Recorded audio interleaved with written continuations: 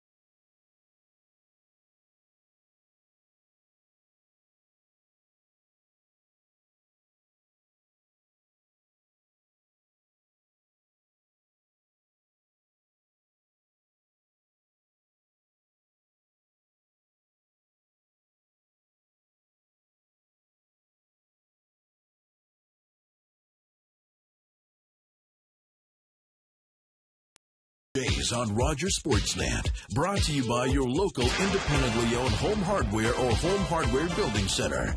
Homeowners helping homeowners.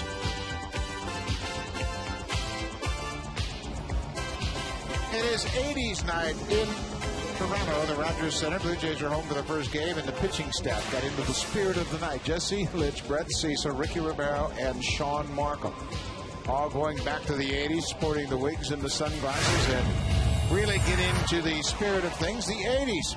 The highest grossing film in the 80s was E.T. Came out in 1982. Of course, Michael Jackson and that great Thriller album also in 82.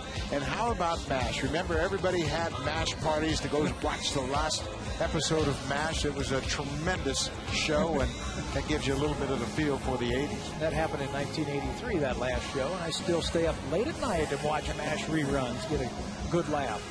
I can remember watching the Michael Jackson Thriller video while you're shopping in a store, and they would have it on all the televisions, and everybody would crowd around in the TV department just to watch the video. Do you remember when he first did the moonwalk? My mouth went, huh? What did I just see? Because nobody had ever done that before. No one had ever seen anything like that before on television. It was really start of something really new. 1982, of course, was Bobby Cox's first year as manager of the Toronto Blue Jays. He came here from Atlanta, and that certainly turned the fortunes around of the organization. The team would win for the first time in 1985. As we look at the umpires going over the ground rules here tonight. Juan Samuel, the former Blue Jay, is the manager of the Orioles, and I'm not even going to call him interim manager anymore. He's been managing so long now, and seems as though they're not going to be able to fill that spot anytime soon. Juan Samuel will continue to be the manager of the Orioles. 1985 in September at Exhibition Stadium, playing the Yankees. Doyle Alexander on the mound. Ron Hasse hits a fly ball to George Bell, and the celebration was on. Tony Fernandez and George Bell, very young players, and certainly that was a great time in the history of this organization to win for the first time. I think there's nothing better. Look at all those great players and great athletes accomplishing for the first time getting into the playoffs, and the fans in Canada and Toronto will always remember that great team. Let's take a look at the Orioles lineup. They are trying to snap a 9-game losing streak at the hands of the Blue Jays. Tonight, Brian Roberts is back on the top of the order, and they have Luke Scott back. Last time we saw the Orioles, Scott was still on the disabled list with a hamstring injury. 10-game hit streak. He has truly been the most consistent power hitter for them, hitting nearly 300. He gives them a legitimate power bat in the middle of their order. 5 home runs and 10 RBIs in that 10-game hit streak. Luke Scott wasn't there. Brian Roberts wasn't there. Neither was Matt Wieters, who was just off the disabled list. So 3 big bats were missing when the Blue Jays opened up the second half in Baltimore. That is the lineup that Brandon Morrow will face tonight. He hasn't pitched since giving up 2 runs and 5 hits, striking out 8 batters against the same Baltimore Orioles. That was last Saturday. That was Brandon's first win in 10 road starts this season. Hard to figure about that. Morrow has pitched great here at Rogers Center, going 5-1 in 9 starts. This is his first start versus Baltimore in Toronto. And one of the things we're going to do tonight, we're going to do the 80s comparable. Well, we went back to Houston's Mike Scott, and during the 80s, Scott was 114-90 with a 3.42 ERA. I think that Brandon Morrow can be that type of starter and really give you that consistency that Scott gave the Astros in the 80s. And if he picks up a split-finger fastball like Mike Scott, he's going to be a Cy Young Award winner. I think he reminds me of Dan Petrie, who pitched for the Detroit Tigers. Good fastball, good sharp breaking ball, very dependable pitcher at the top of your rotation. Take a look at the defense behind Brandon Morrow. This is the first home game of the second half. Lewis, Wells, and Bautista in the outfield. It's good to see Fred Lewis back and running again off that bad ankle. Yuna Escobar, you're going to be in for a treat watching him play. And Jose Molina has got great numbers catching Brandon Morrow this year. He's also had great numbers throwing out base runners. 59% of the runners trying to steal against Molina, he has thrown out. So Molina's set behind the plate. Brian Roberts will step in. This is the first time we have seen Roberts against the Blue Jays all year long. He's been battling back problems most of the season. Wow, misses with the first pitch fastball. Roberts, former All-Star, their leadoff man and second baseman. They need him top of the order to be the table setter. Makes the offense go. Pretty good fastball, just missed downstairs. 2-0. Brings so much to the table.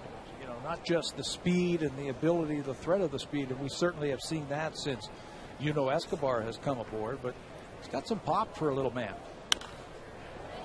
Fouls off that fastball, and Morrow's got a good one early on. That was 95 miles an hour.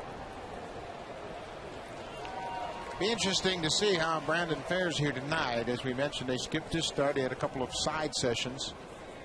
in between that last start against the Orioles and this one here tonight.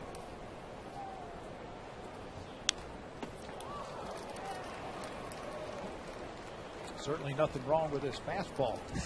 That one at 96. Well, I think what the Blue Jays are trying to do is make sure they don't wear down their young starters. This is Morrow's first full season as a starter, and they're just trying to be conservative, make sure that he doesn't jump so high in his innings pitched. Up in the air, right field. Hill out, and he will make the play. One down. 26 years old today, Brandon Morrow. This is his scouting report. Free and easy with that fastball at 97, 98. He's got an easy slider and a curveball. Dial it down. He might have to dial it down today because he's had 9 days off. He might be a little bit amped for this ball game. More air outs, 34 fly ball outs this month in the 3 starts that he's had in the month of July. Twice as many ground balls. He's only given up 1 home run, though. Well, he's done a great job of keeping the ball in the ballpark, and now he'll deal with Miguel Tejada. On the ground to third. Taken on the short hop, and Encarnacion right on the money to Overbay. 2 quick outs. Encarnacion's really been throwing the ball well. He certainly has, and I asked Brian Butterfield about him. He says for a big man, he's got very soft hands, and he says, you know what else he does? He throws very accurately while on the run. There's another play where he is moving away from first base, throws it on the run, but right in the letters of Lyle Overbay. That'll be the Orioles' fine young right fielder Nick Markakis to bat with 2 outs. Markakis' production down a bit, just 6 home runs and 32 RBI. Hard to believe, but he drove in his first run of the second half in yesterday's game. You need some help to drive in runs. You need some base runners, and the Orioles have struggled offensively. And I think that's where Brian Roberts is going to play a big role for Nick Markakis in the second half of the season. Markakis has had 100 RBI seasons in the past. Sharply hit through the infield into center. Markakis around first. He takes a big turn, but Bautista stops him at first. A 2-out base hit.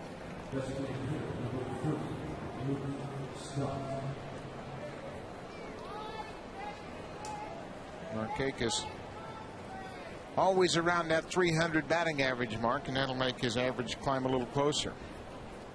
Now Luke Scott, big power hitter we were talking about, dealing with hamstring problems. Scott has 16 home runs so far this year.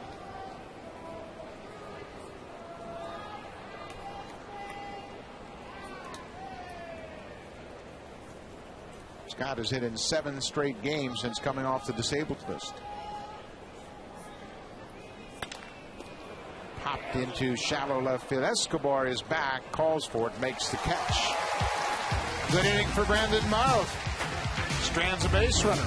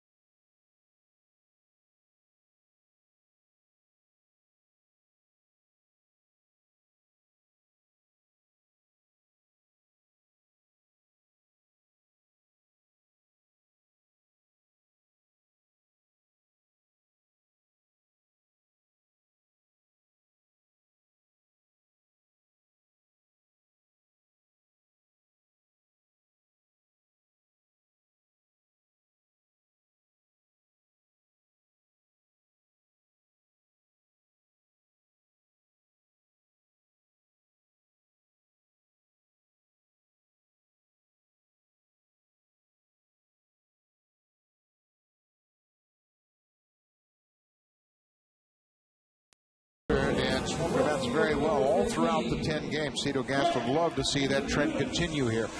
Take a look at his lineup tonight. Lewis and Escobar, top of the order. Edwin Encarnacion's really been swinging a hot bat. 9-game hit streak, 361. And a lot of extra base hits. So Fred Lewis, good to see him back in the lineup. Returned to the lineup in Detroit after spraining his ankle in Kansas City. He and Yunel Escobar, 1-2 in the order, should really propel the offense here in the second half. Ferguson gets him to pop up into shallow left field. Cesar Restores, the former Blue Jay, makes the catch. 1 out. Brad Ferguson started the second half for Baltimore versus the Toronto Blue Jays and lost after giving up 4 runs in 6 innings. He has lost his last 4 starts. 0-6 with an ERA over 7 in 9 outings is his last win. You have to go all the way back to May the 12th versus the Seattle Mariners, the last time Brad Ferguson won a ball game. Yunel Escobar bats for the first time here at Rogers Center in the Blue Jays uniform. Lays off the first pitch fastball.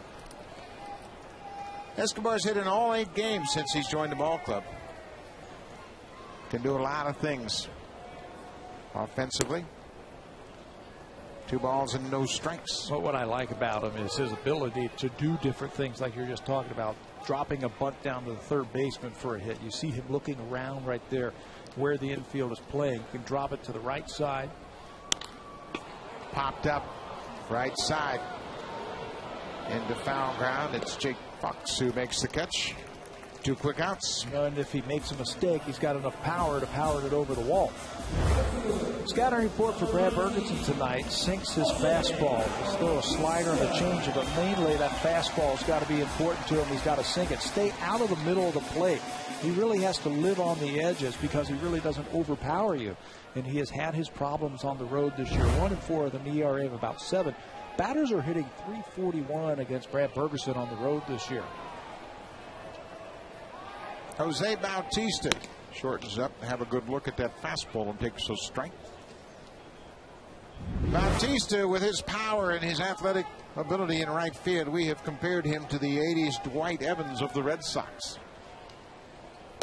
Evans, a very good thrower, strong arm, probably a better arm than Bautista, but Jose's done a great job in right field. He certainly has. Bautista. Another pop-up is Stores again. Behind shortstop. Brad Ferguson on 9 pitches retires the Blue Jays in order. We are scoreless after 1.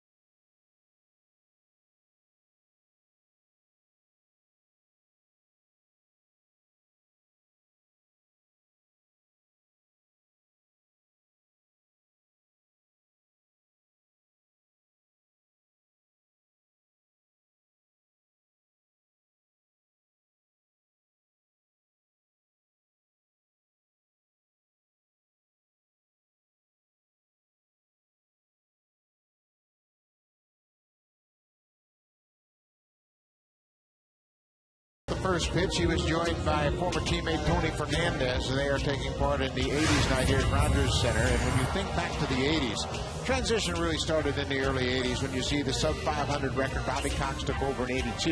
And from that point forward, all throughout the 80s, they were one of the best teams in all of baseball. Played against those Blue Jays teams in the early 80s, and the perspective from the other dugout was like, uh-oh, these guys are getting really good. They've got a lot of good young talent. Someday they're going to put it all together, and it wasn't too long after that they won in 85. Adam Jones takes a first pitch strike. When you think about all the great players, and Barfield and Fernandez were two of the homegrown young players that came through the system, and they were players everywhere, all over the diamond, all over different positions, and certainly a lot of good pitching. In the farm system, too. That farm system produced tremendous players. Lloyd Mosby comes to mind. Damaso Garcia came over from the Yankees. You mentioned Barfield. I know they got George Bell from Philadelphia, but that farm system was just filled with great players. Sharp play on the ground, but there's Escobar, his first play at Rogers Center. It's an easy one. Let's check in with Sam Casentino. Well, Buck, Adam Jones not originally in that 5 spot in the lineup. It was Ty Wigginton, but his suspension from 3 games was reduced to 2. It was announced by Major League Baseball about 15 minutes before game time, so Juan Samuel, the manager, had to make some revisions to his lineup. Wigginton will start serving that 2-game suspension here tonight. For his argument with an umpire, and he got a little bit overexcited, was originally suspended for 3 games, and Wigginton himself wasn't sure if that suspension was going to start tonight, but they opted to get it out of the way. Felix PA swings at the first pitch and lifts it into left field. Fred Lewis now coming in and in fair territory makes the catch. Brandon Morrow in a groove here early.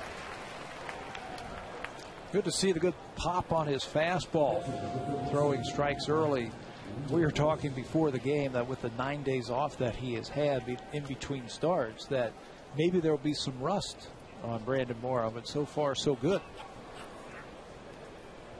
Matt Wieters, a young catcher for the Orioles, just off the disabled list. Takes the first pitch strike, free and easy from Morrow. Wieters had a hamstring problem. He was put on disabled lists before the All-Star break. Good curveball.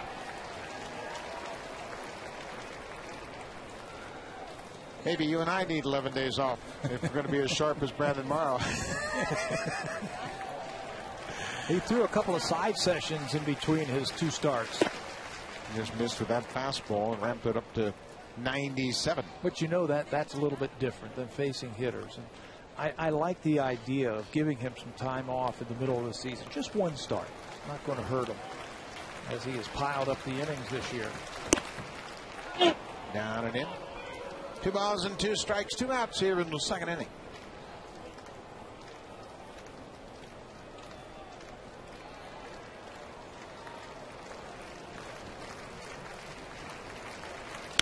Another good curveball.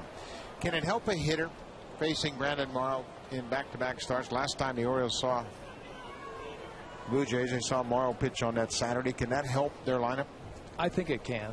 Now, again, they have 3 players in their lineup that he didn't see. That just came off the disabled list. But the other players, it certainly can. And that's where he'll need to make the adjustments. He'll have to work with Jose Molina, tonight's catcher for the Blue Jays, and make those adjustments if they feel like they are on top of his pitches. 2-2. Just missed the outside corner. Well, Molina did a good job of giving Angel Campos a good look at it behind the plate. Say, boy, Angel, I was with you. I thought that was just close, but you were right. Trying to get the next one. Payoff pitch, 2 down here in the second. He walked him.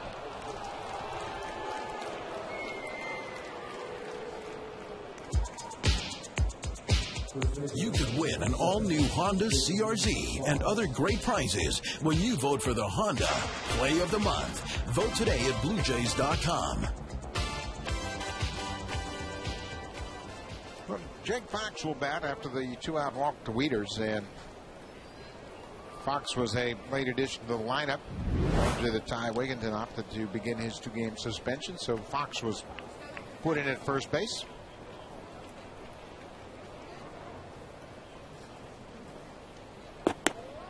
Boy, Morrow really slowed his delivery down right there and telegraphed that breaking ball. That was a problem that he had earlier this year when he was struggling to throw strikes. He would telegraph that breaking ball by slowing his motion. You start doing that and that arm can't catch up with the lower half, and you're going to go outside. Bounces right back with the fastball. Tried to go inside, missed all the way across the plate, but still got the call.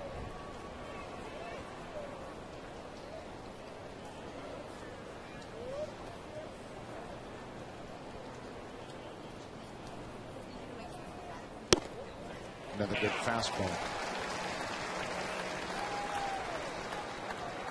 Morrow's really turning into one of the more interesting starters in the rotation just because he's progressed so much to this point. And you look at his stuff. His stuff is so good that if that ever comes around, which it is this year, he's the top of the rotation type. Got him. Good breaking ball. Polishes off Jake Fox. First strikeout of the night for Brandon Morrow. Played an inning and a half at Rogers Center. It's scoreless.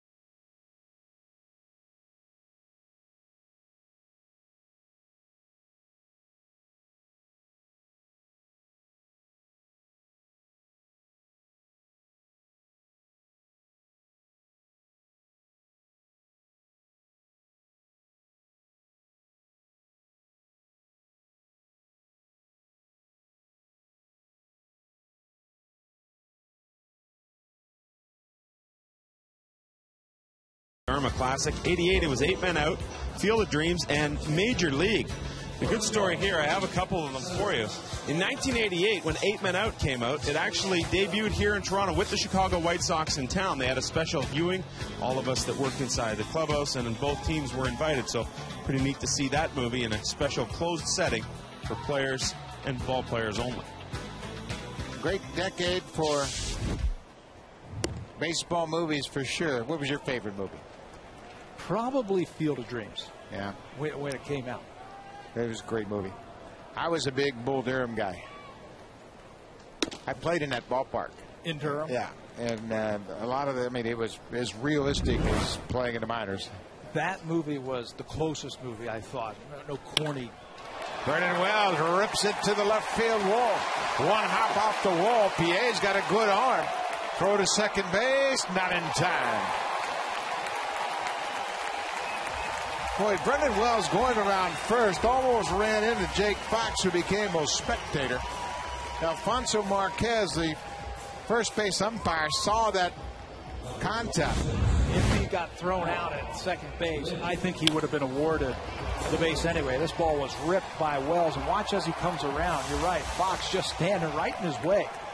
As a first baseman, your job right there is number one, to get towards the foul line, watch to make sure that he touches first base, and then go back up the throw from the left field corner.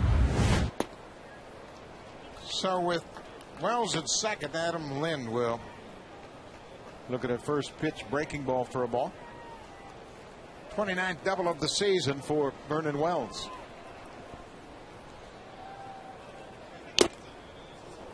Cut on and fouled into the glove of Matt Wieters. And batting at .216 for the season. We have compared Lynn to Chili Davis in the 80s.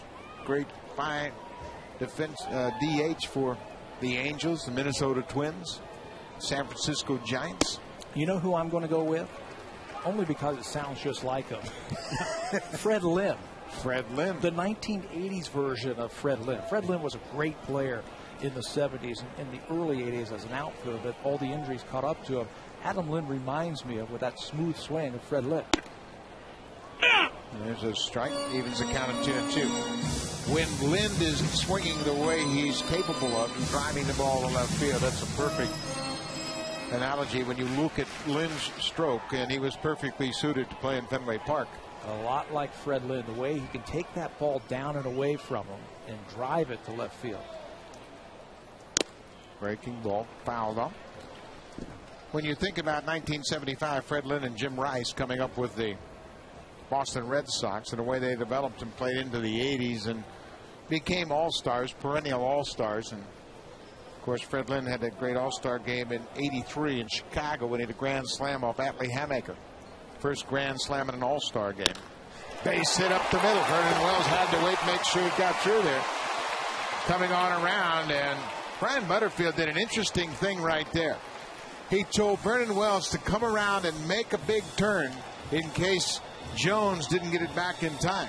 Or if he just decides to concede the run and throw it into second base. This one is shot right back through the box by Adam Lynn. Now, watch Vernon Wells, the runner. He's got to make sure that the shortstop doesn't make a play on it. Catch it on the fly. Adam Jones not taking anything for granted. He comes up throwing. Vernon Wells comes around third base but holds up. If Jones concedes that run and just lobs it into second base, Vernon Wells was going to be able to score. Because he had a full head of steam around the bag at third. So now with runners at the corners and nobody out, Aaron Hill will try to get the Blue Jays out in front. Continue the 80s theme, and I think this is a natural comparison. Aaron Hill to Bobby Grich. I can't disagree with you. Very gritty. Possible 30 home runs every year.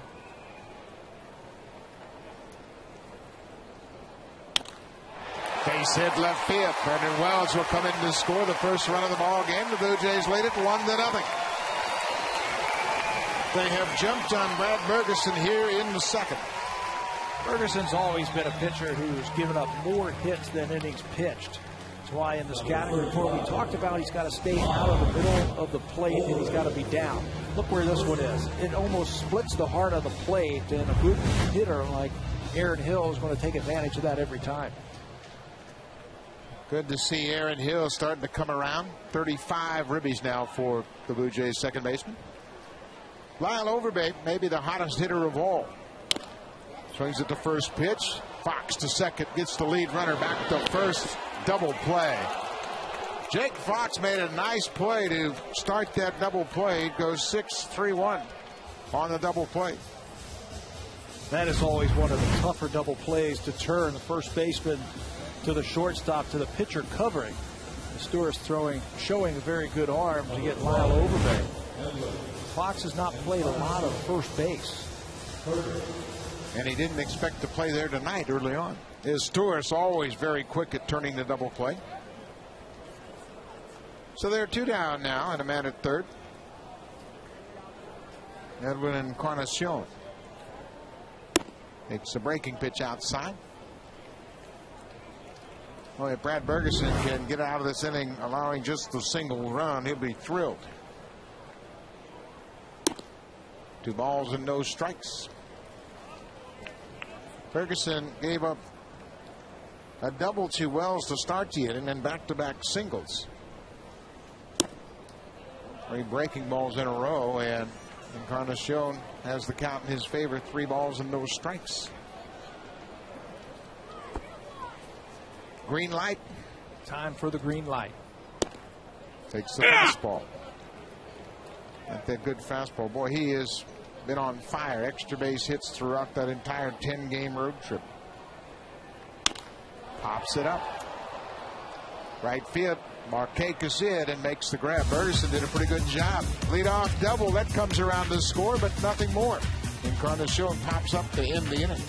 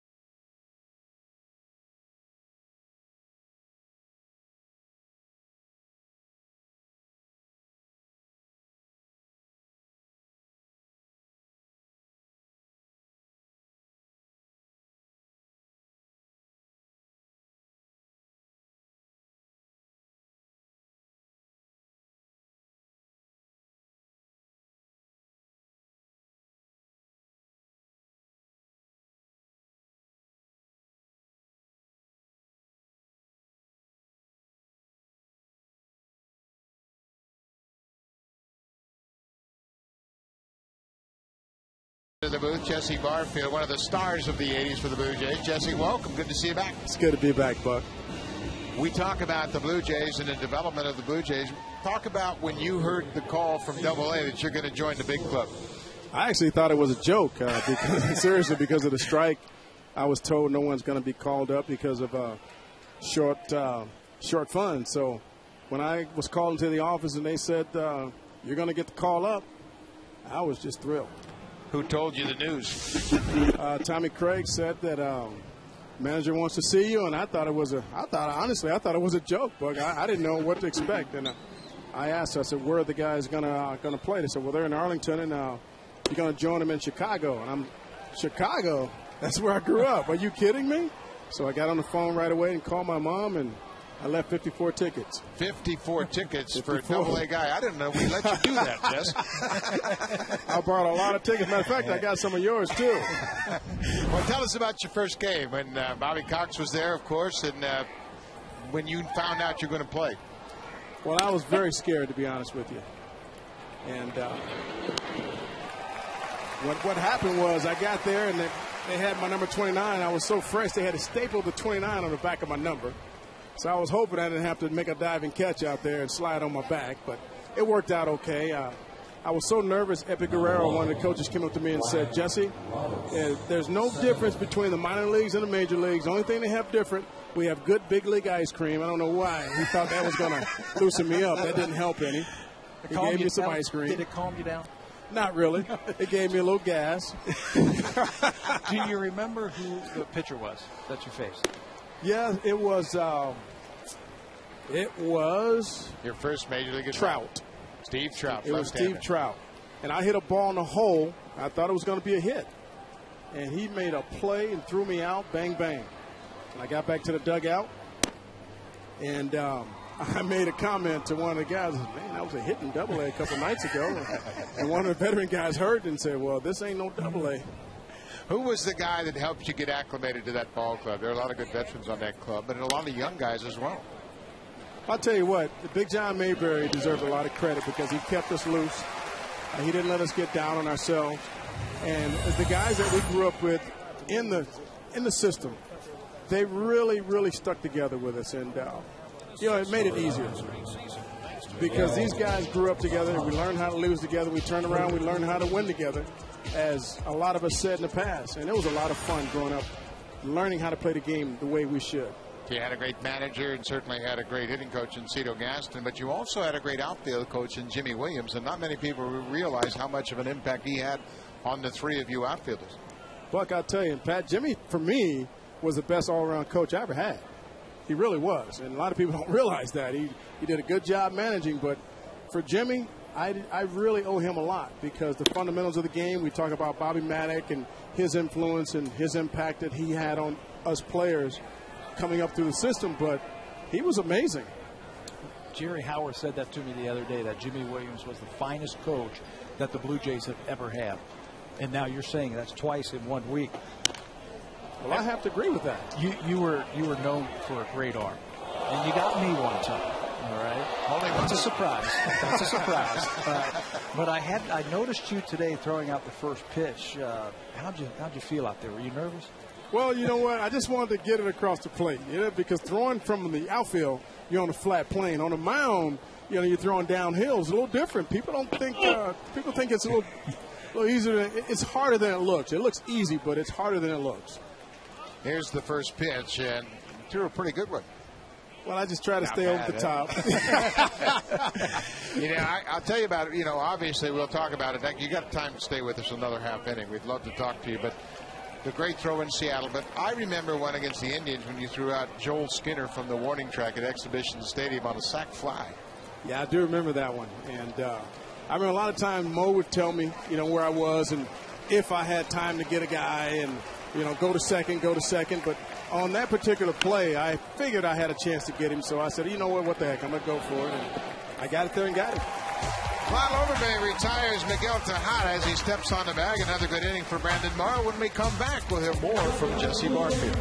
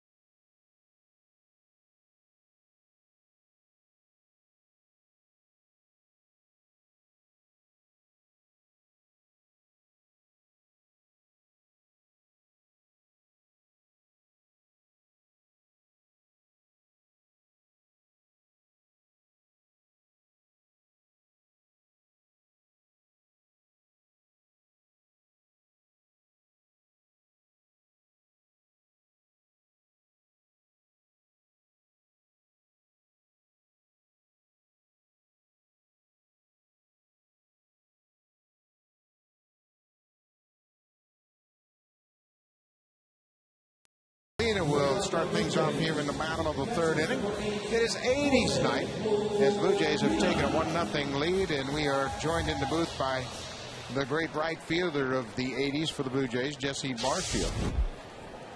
Brad Bergeson throws a first pitch. Jesse, we're going to look back to Seattle. Take us through this play from your perspective in right field.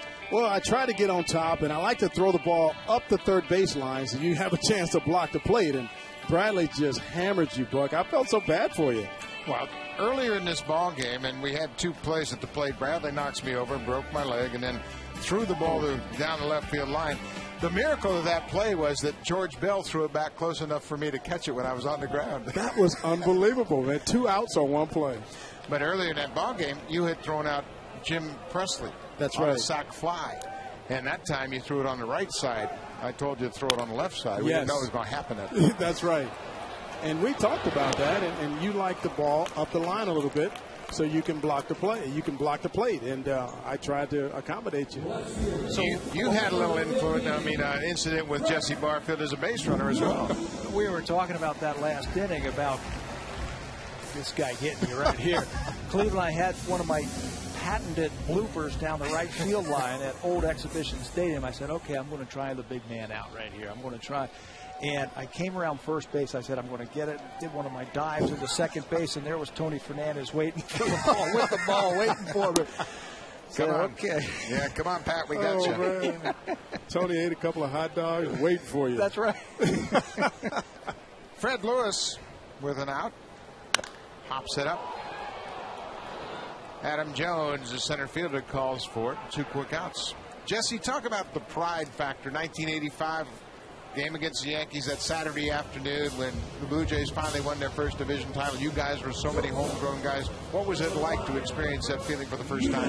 It was elation. I'll tell you, before that game, Winfield came out there and he was lifting weights. He was doing some dumbbells, and he didn't know what was about to hit him. We were so mad about what happened the night before, and he came out and tried to intimidate us, but we were so mad about, the outcome of that Saturday night game, and we knew, or that Friday night game, we knew that, Cowley was going to get his tail handed to him on a platter. And when he tried to scare us, and it didn't work. Yunel Escobar, a ball and a strike. And then you won the first time and played the Royals. Good series, back and forth. And your impressions of that ball is smoked right center. Markakis back at the wall, and he'll make the catch. Jesse, we won't finish our thoughts, but we want to thank you for stopping by. Thanks Always for having great me. to see you. Always. Enjoy your stay in Toronto. Thank you, Pat.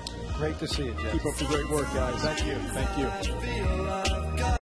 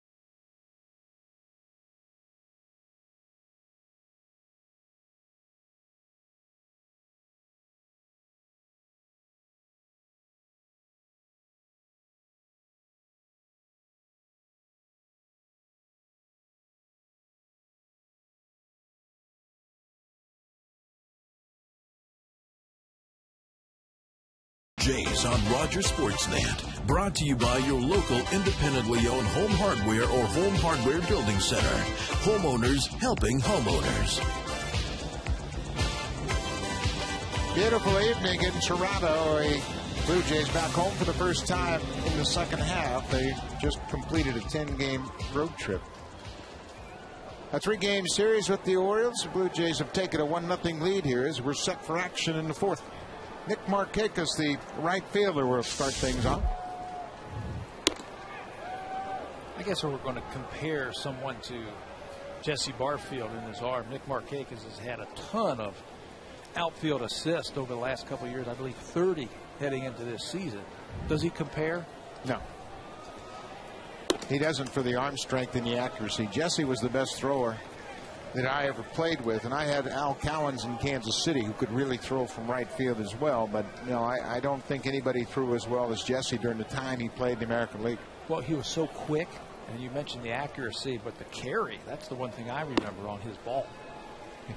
Well, he literally threw out Joel Skinner from the warning track at Exhibition Stadium on a sacrifice fly. All the way. Threw it all the way from right field. Fall down? No. And Joel would tell you that, too. He was so surprised when I got the ball and tagged him out. Like, where'd that come from? It came from the stands. Yeah. Now, you know, everybody talks about Bo Jackson, and you saw Bo Jackson play firsthand. You were a teammate of his, and he had a phenomenal arm, but Jesse was truly a very accurate and powerful thrower from right. I guess if they were going to build an athlete to play right field in the major leagues, that would be the kind of player you'd want. Yeah, I think so. He had all the attributes. He was a power hitter, led the American League in home runs, covered ground, and threw very well. I mean, he was a prototypical right fielder. A one-out walk issued to Marquez because he's been aboard twice tonight. Now Luke Scott, who popped up to shortstop in the first inning. Morrow has allowed 3 base runners, 2 walks, and a single.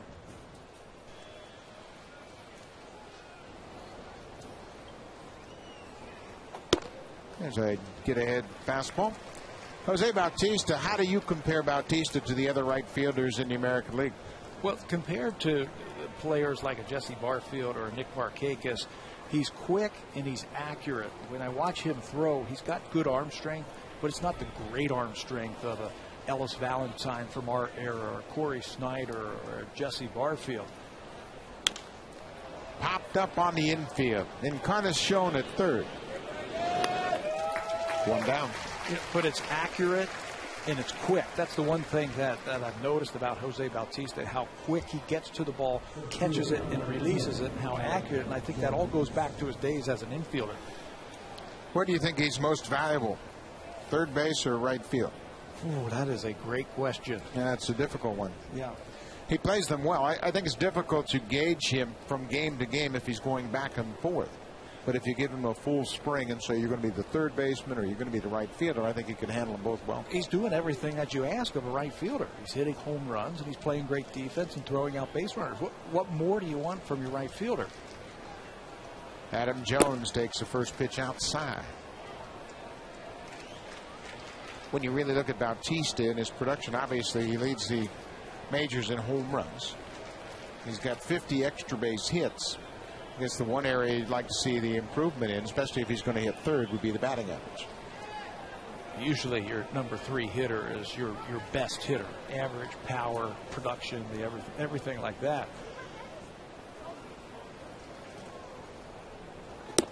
But he is producing. Now in the top 10 in the American League in RBIs. Yeah. What a year. Truly carried that momentum he started back in September a year ago right into this season.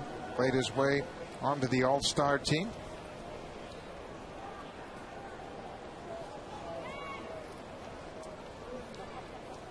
Two balls and no strikes to Adam Jones. Good fastball, 2-1. Jones has slipped a bit in that he has just 12 doubles and 15 home runs.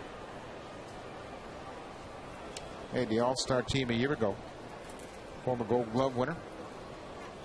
And it's difficult for a young guy to get overwhelmed by the losses. Just wears on you day in and day out. Ripped down the left field line. It's a fair ball and bounces into the seats. It's a ground rule double for Adam Jones, his 13th double of the season. Nick Markakis thought it was a foul ball. He was headed back to first, but Gary Allenson said, "Don't stay right here." Now just 90 feet away. Jones had yesterday off. He had started 96 of the first 97 games for the Orioles this year. Gets the day off yesterday, and that bat speed looks like the Adam Jones that we saw last year. Taking that ball and ripping it, hooking it down the left field line. So now the infield will come halfway in. Well, no, they're going to back up now. Escobar had been in, and with one out, second and third, you will concede a run here early in the ball game on a ground ball. Felix P.A. flied to left his first time up.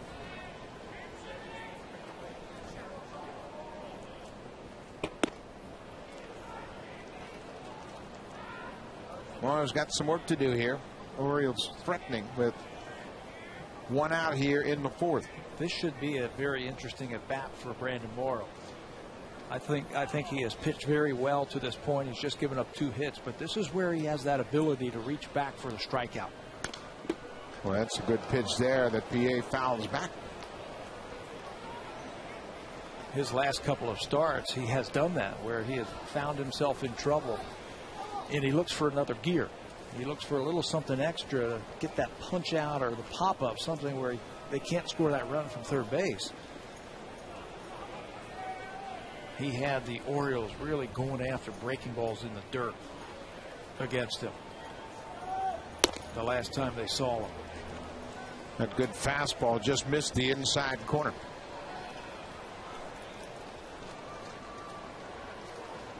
Got a left-handed batter in PA in the box, and a switch hitter, Matt Wieters, on deck.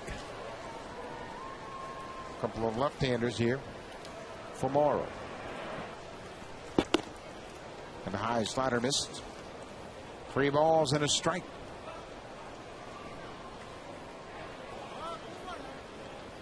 Is there any reason to give in to Felix PA here with the base open?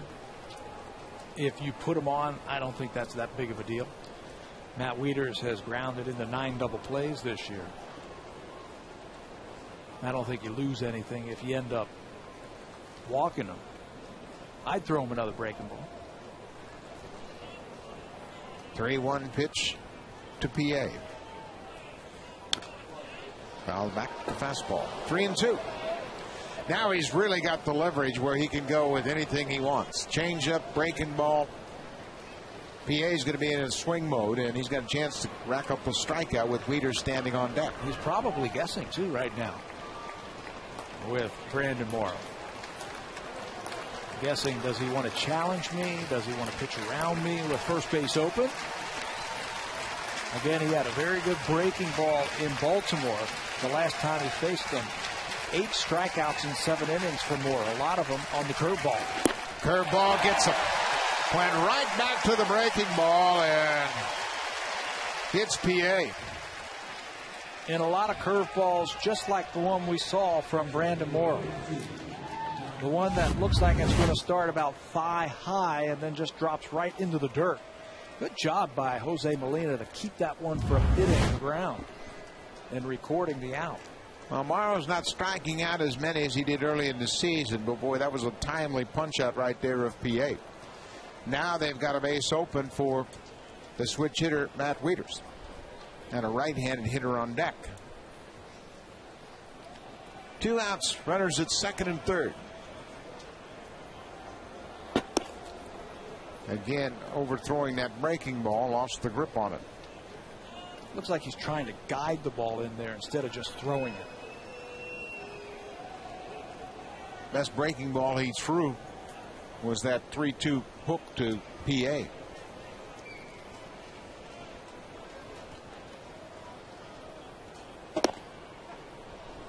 Took something off the fastball, but missed the outside corner. Well, here's where you really don't want to groove a fastball, and Morrow's done a great job of that all year long in his ability to make quality pitches. Take a little something off, sink that fastball. Maybe Wieters is a little too excited here. Just off the corner.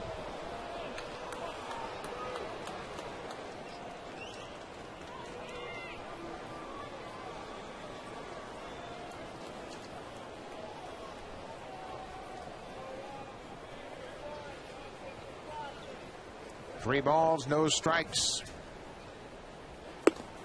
Up and away. 4-pitch walk. Leaders didn't chase anything, and now bases will be loaded for Jake Fox. Morrow's walked 3 here tonight. Biggest pitch of this at bat coming up is the first one.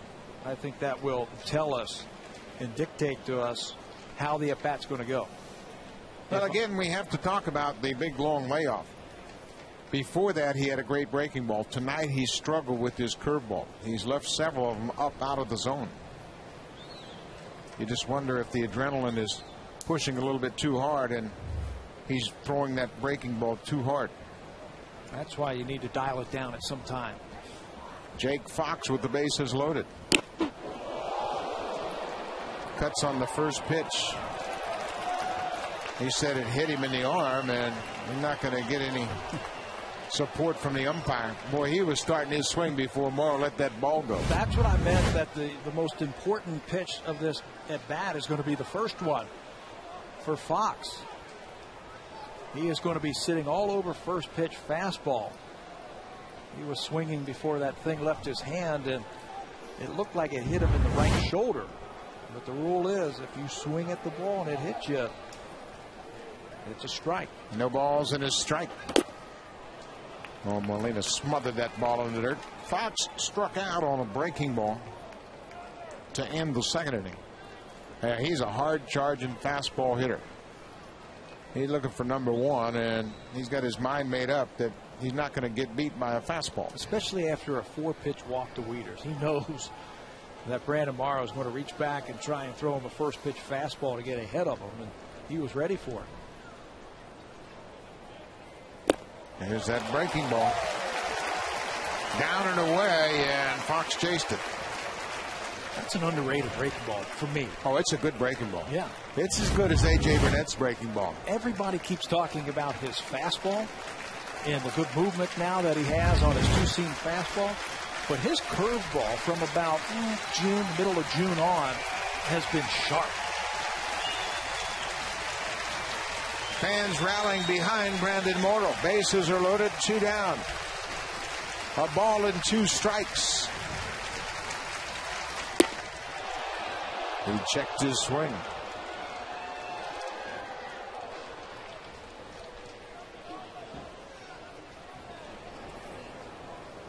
The professor with a little more instructions to the pitcher. Jose Molina has done a terrific job. Not only helping the pitchers, and especially Brandon Morrow, but helping John Buck. He certainly has. And he has really helped Brandon Morrow when he became his personal catcher. This situation here, he really takes command, and he goes out there and says, this is what I want, and then he doesn't have to give a sign. 2 balls, 2 strikes. Got him. Went right back to the breaking ball. Molina steps on home plate for the out, and Brandon Morrow strands the bases loaded. 2 strikeouts in the inning. Jake Fox goes down for a second time tonight.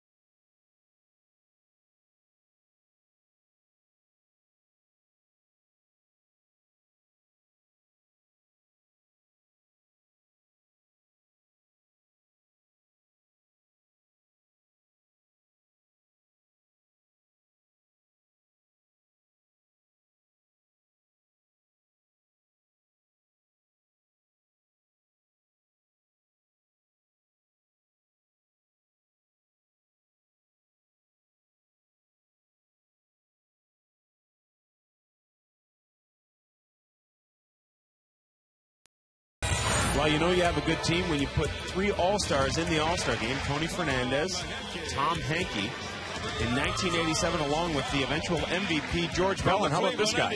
Number 10, Pat Tabler. Pat Tabler, you gotta love that lid. How about that? The 87 All-Star game between 3 Blue Jays and our very own Mr. Tabler. Congratulations. That'd be a great feeling to hear your name there and open. Who was that skinny guy with the long moss coming out of that there? Lots of moss working, that's for sure. Oh, that was fun. I know what John Buck and Jose Bautista went through just by enjoying it the one year that I got a chance to do that. A lot of fun. It really makes you feel like you are truly in the presence of greatness and that you are part of that greatness. There's a fair ball down the left field line, off the wall. PA over to get it, barehands it. Bautista headed for second. The throw is offline. He has a leadoff double here in the 4th. Right on cue, the All-Star comes up with a double down the left field line. Home run leader. Rips an inside pitch from Bergeson. Not a bad pitch by Brad Bergeson on the inner half, but Bautista with that lightning quick bat rips it by Tejada. PA had a shot at him at second base, but the throw was offline. Another extra base hit for Jose Bautista. Brennan Wells bounces it foul up the third baseline. Well, you talk about a change in momentum. The Orioles had the bases loaded. Brandon Morrow was able to strand all 3 base runners, and now the leadoff double here to start the 4th. Got to take advantage of it. Build upon the lead. 0-2.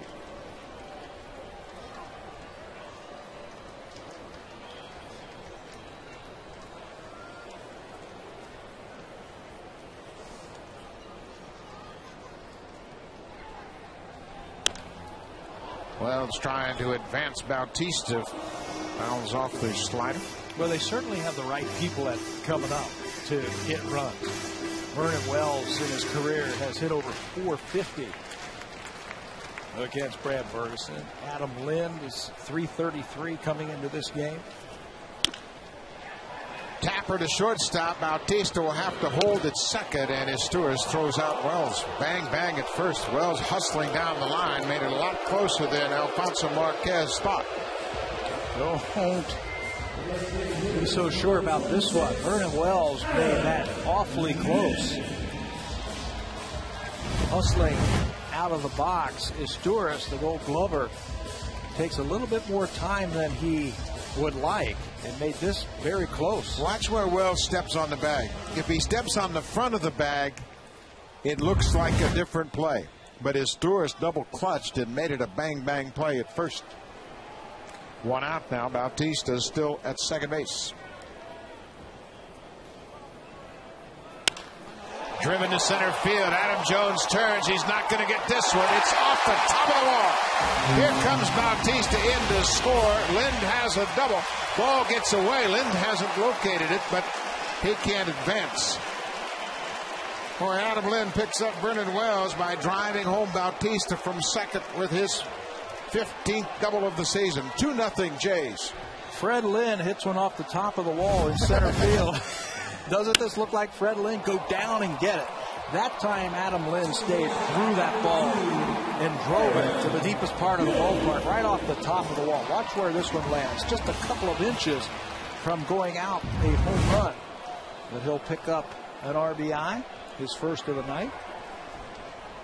Aaron Hill had an RBI his first time up. Lifts it deep to center field. Jones back. Jones watches. This ball is gone. Home run, Aaron Hill. His 14th.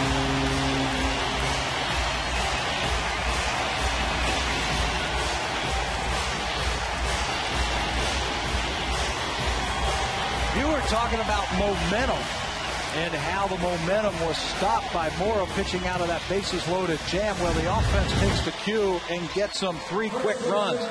2 of them by this home run from Aaron Hill. Breaking ball hangs in the middle of the plate. Another first pitch home run by the Blue Jays. So a hanging breaking ball, and that's what good hitters do with those breaking balls. Up in the zone, let it fly. Number 14 for Aaron Hill. Driven in 3 tonight. Well, he made a great point about the meat of the order for the Blue Jays after the leadoff double. They were perfectly set up to expand their lead. On the ground, Jake Fox to Bergeson covering, and Overbase retired. Let's check in with Sam Cosentino. Buck, we saw a couple of guys wearing the high socks in Detroit. Wells, Buck, and Aaron Hill. Well, Hill decided to go truly old school and 80s, and here today, instead of the long one-colored sock, he goes with the true stirrup, just as John Buck has done as well. Well, we talked about the old Bobby Grich days, and there's Hill with his stirrups, the sanitary socks underneath. I love that look. Yeah. I wish it would come back. It's a baseball look, that's for sure. Yes. Unique to baseball. Nobody else has socks like that. Encarnacion takes a first pitch strike, lays off the fastball upstairs. It's a ball on the strike. Well, the Blue Jays have jumped on Bergeson again here in the 4th inning. On the ground, deep at short is Torres Pablos. Throw to first base, not in time. That'll be an error on the Orioles shortstop Cesar Asturias. Ball kicked off his glove on the backhand side, and Encarnacion reaches first. Cesar Asturias, normally a very sure-handed middle infielder. This is his 92nd game for the Orioles this year, and just his 5th error. Tries to rush it after he bobbles it. One hops it over to first base for the error. Don't think it would have made any difference if Jake Fox had picked it. Encarnacion was going to be safe. So with 2 outs now, it's the number 9 hitter, Jose Molina.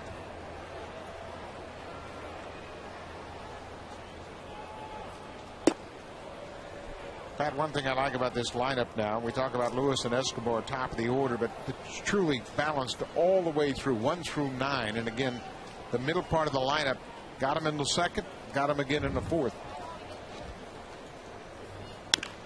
Off the end of the bat, Roberts ranges far to his left and makes the play. Molina's retired. But the Blue Jays hit a pair of doubles and a 2-run home run. Aaron Hill doing the damage, going deep to center.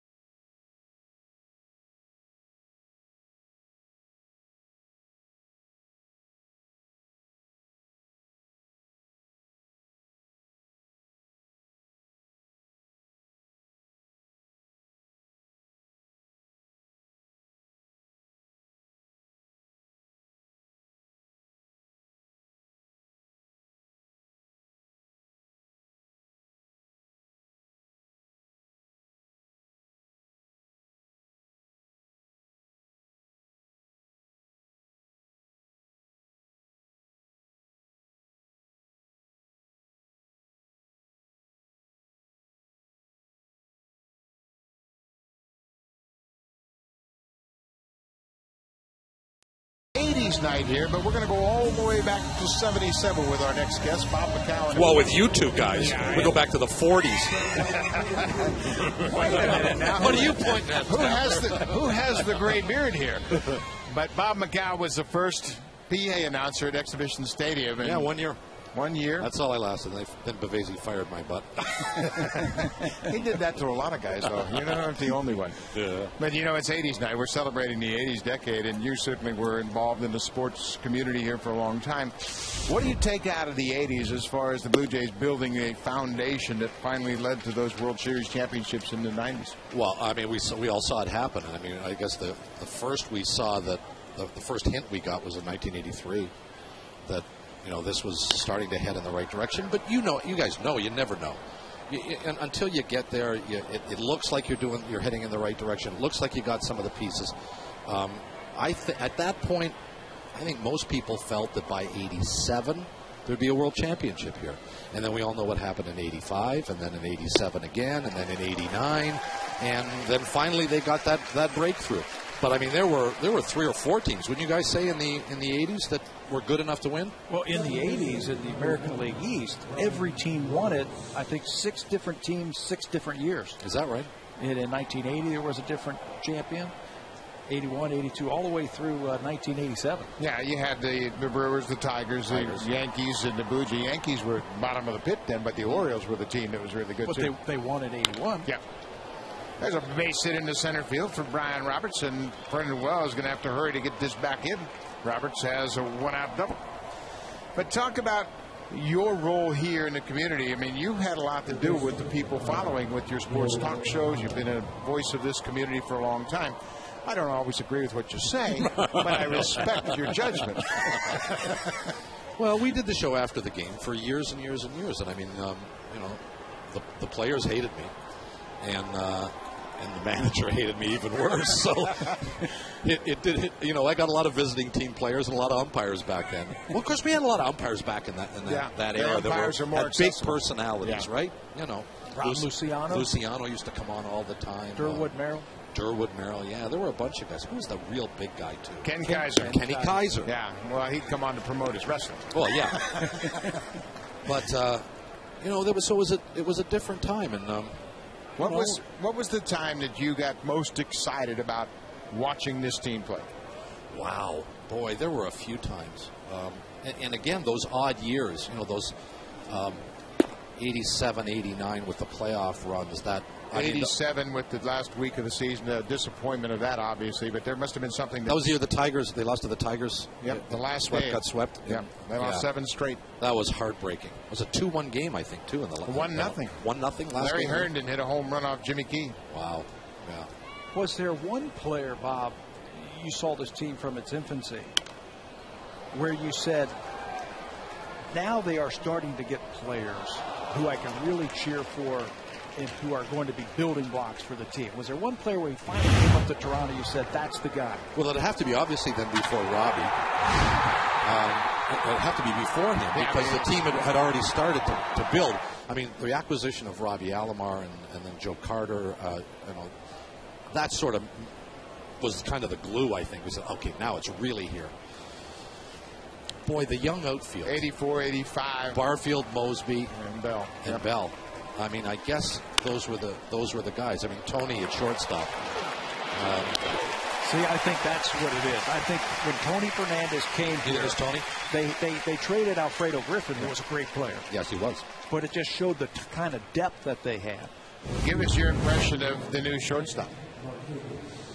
Like everything I've seen so far. I don't know about you guys. I mean, there don't seem to be any holes in this game. I guess some have said he had some issues with Bobby Cox in Atlanta, and well, those of us that know Bobby Cox would understand that.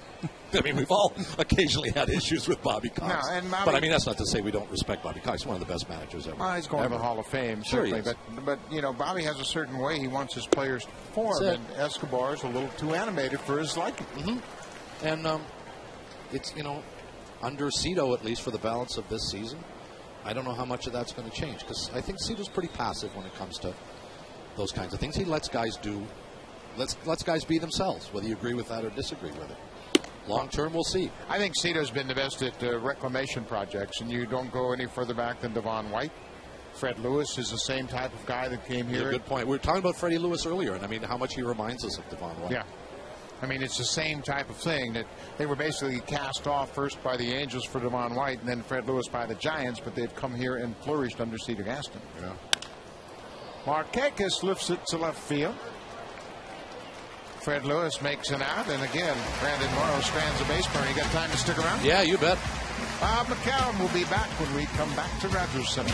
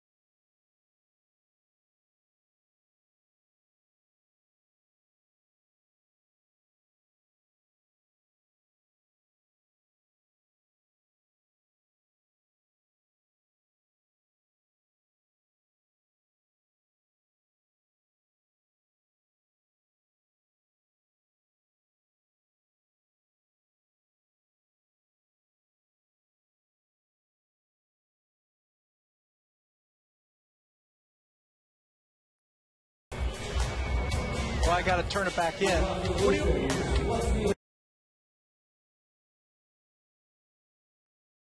The top pitchers in Bob McCown's with us, and when you look at this list of names, it's got to really spark your memory back to some pretty impressive young pitchers in this organization. Yeah, Mr. Happy, Dave Steve. How many times did you have him on your show? Once when he wrote his book, he kept saying, "I'm not coming on your show. I'm not coming on your show." And then he called me one day. He said, "Can I come on your show? I just wrote a book." What was it? Tomorrow I'll Be Perfect or something like that? Tomorrow I'll Be Perfect. Jimmy Key, of course, the classy left-hand, came up in '84. Yeah. And how about the? Now you remember? Now here's one from Jimmy Key. You remember the first World Series team? Can you name the guys that were the long relief in the bullpen? Yep.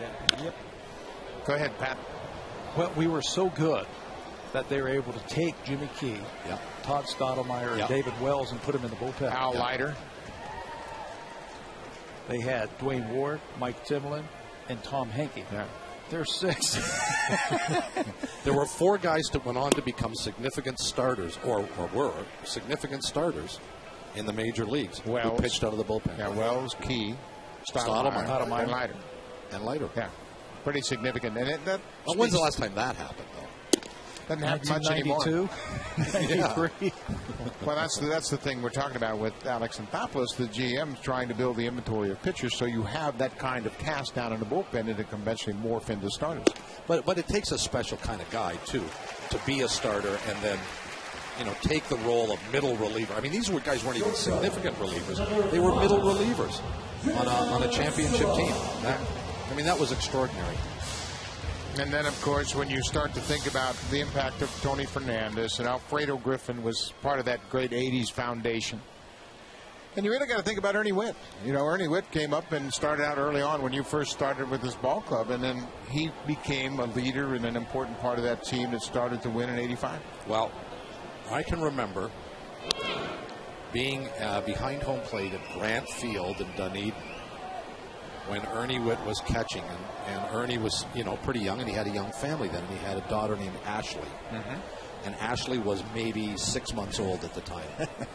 And Ashley would sit back there and scream the entire game, so we called her the Screamer. and for years, every time I'd see Ernie, I'd say, "How's the Screamer doing?" And so, well, she's 18 now, and but she's not screaming anymore.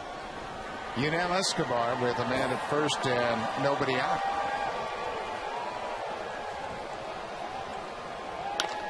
Right field has got a chance. Up against the wall. Fred Lewis around second. He's headed for third. He'll stop there. Escobar goes opposite field for a double, and the Blue Jays got something going. Isn't it something when you've got athletes at the top of your lineup, you can do so many different things. You know, Escobar, with the runner at first base, is going to hit behind the runner. Shows you the type of power that he has driving the ball the other way. I was watching Fred Lewis that whole time and watching him just glide around the bases. Escobar with a double. You've got Lewis at third.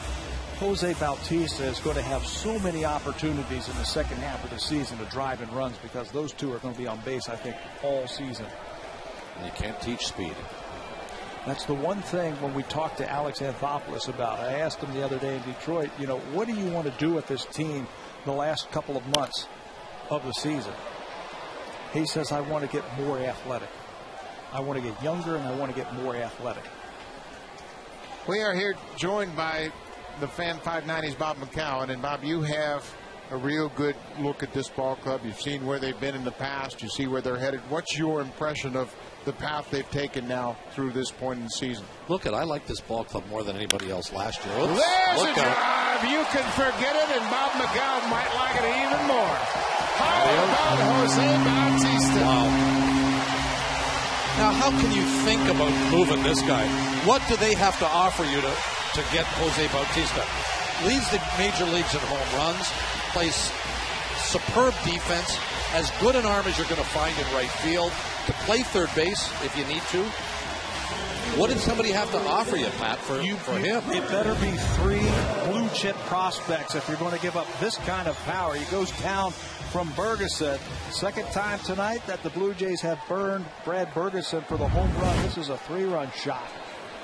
It better be at least 3 blue chip prospects. Well, and the one thing now that you have with Bautista is you look at his numbers, he is now 4 ahead of Miguel Cabrera, and he is truly legit as well as Rips had just found. But what you have now, Detroit's fortunes have changed dramatically over the course of the weekend. Texas is looking for one more bat. The Yankees always looking to improve their team. The Angels have added a bat. There are more and more teams now that are in need. And I think the closer you get, Alex Anthopoulos can just hold his cards a little closer to his chest. He is in no time frame whatsoever. Well, let me ask you, would you move him? No. Me neither. No. I wouldn't move him for the reasons you said. Power is hard to find. Power is hard to find. He's versatile, and he's a character guy. He can be the leader of this team. You betcha. And the one thing that Alex Anthopoulos asked Jose Bautista was, help Yunel Escobar with the transition. And there they you are talk sitting about beside each other, right? Character guy. Is Bautista is all about character. Brendan Wells pops it up to shortstop, and that's the first out of the inning. Okay, I'm going to throw this at you. Okay. What if Philadelphia gets desperate? Yep. And they say, we'll give you Dominic Brown for Jose Bautista as one of the pieces. Yeah. And what would you do then? Yeah, you'd have to consider that. But it would take that type of package of maybe a Jay Happ and a Dominic Brown, where if you're going to really make a move, because they are on the verge of possibly moving Jason Worth, because he's a free agent at the end of the year as well. Yeah. There's a drive to the gap in right field, and this ball is gone! Adam Lynn doing his Fred Lynn imitation. Power to the gaps. A single, a double, and now a home run. Break this down, Bob McCown. Well, we're starting to see Adam Lind getting some pitches that he likes to hit. If you throw Adam Lind anything above the letters, he has a tough time with it. That's something that a young hitter can work out, but that was a pitch right where he likes it. Down a little bit in. He extends his arms, and that one's gone. And I mean, this is good to see. We've seen some, Lind has hit some home runs this year, but he hasn't been consistent with the batting average. Now what we're starting to see, especially tonight, is we're starting to see him make good, solid contact repeatedly. And that's the Adam Lind we saw last year. And the big thing is he is now a triple shy of the cycle. You talk about bunching hits together. I mean, this hitting is all about confidence. And you have seen a different confidence level in Adam Lind now. He's sorted out some mechanical issues, and now he's got a chance to hit. Staying through the ball, we talked about that. But more importantly, not pulling off of it. When he is going bad, his front shoulder leaks out a little bit, his head starts pulling out. When he stays through the ball, he can hit it out of any part of any ballpark. I mean, that's how the ball jumps off of his bat. But we all saw last year, Pat, I mean, over and over again, how much power this guy can generate. He can hit the ball to left field like a right-handed batter. Aaron Hill pops it up. Here's the other guy, right? Watch his front side, the head especially, how it stays down right at contact. Look at that. Perfect. That's how you finish and go down through a ball. The question is, can he handle the fastball up? No, he has to lay off of it. He has to lay off of it. He's been trying to hit it all year long. Well, That's the problem. Yeah, you're right. If he lays off of it, then he forces him down to where he wants him. And Cito Gaston, Dwayne Murphy have been trying to talk to him about that all year. How many times did we see in Kansas City and Detroit when it got to 2 strikes, when Adam Lynn was up, the catcher was doing this up, and he'd stand on his haunches with the glove about shoulder height to Adam Lynn, wanting that fastball up there. Aaron Hill pops this one up. PA's got room in left in front of the warning track, and there are 2 outs. Zach Greinke did it very effectively against Adam Lynn, elevating that fastball. But he is on the money tonight. They're going to want to have an 80s night every night. It was a good decade.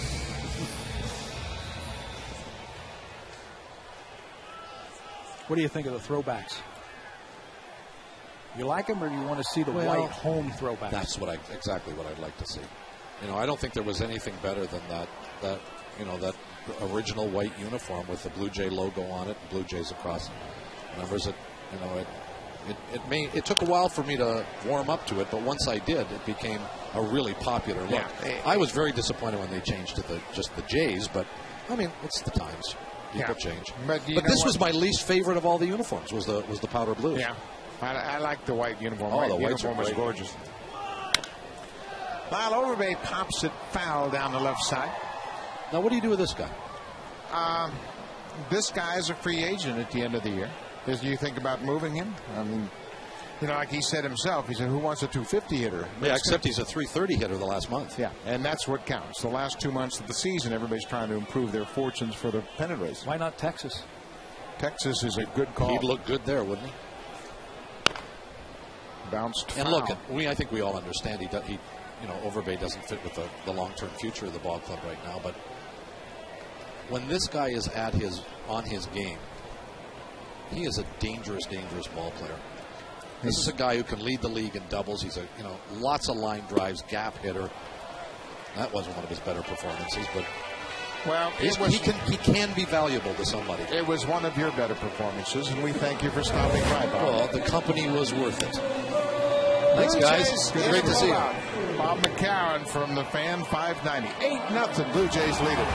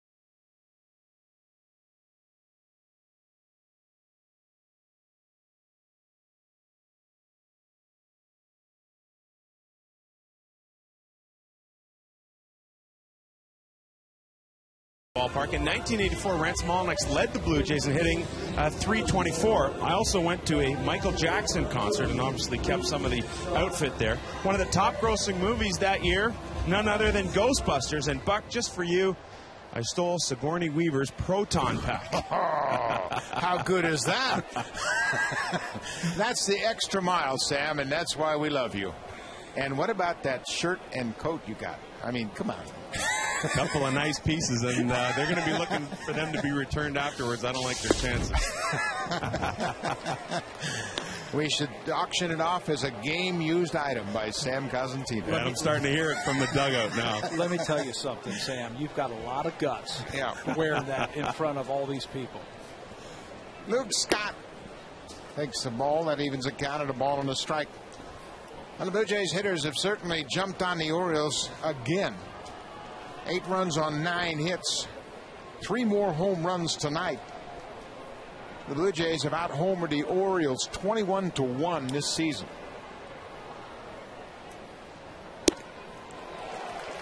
And I got to tell you, this game turned around when Brandon Morrow stranded the bases loaded in the 4th. No doubt. Came back with a big strikeout to end the 4th. The Blue Jay hitters then did their thing in the bottom of the 4th. 3 runs. They tack on 4 more in the 5th. You talk about out-homering the Orioles this year. They've also outscored them now, 56-16.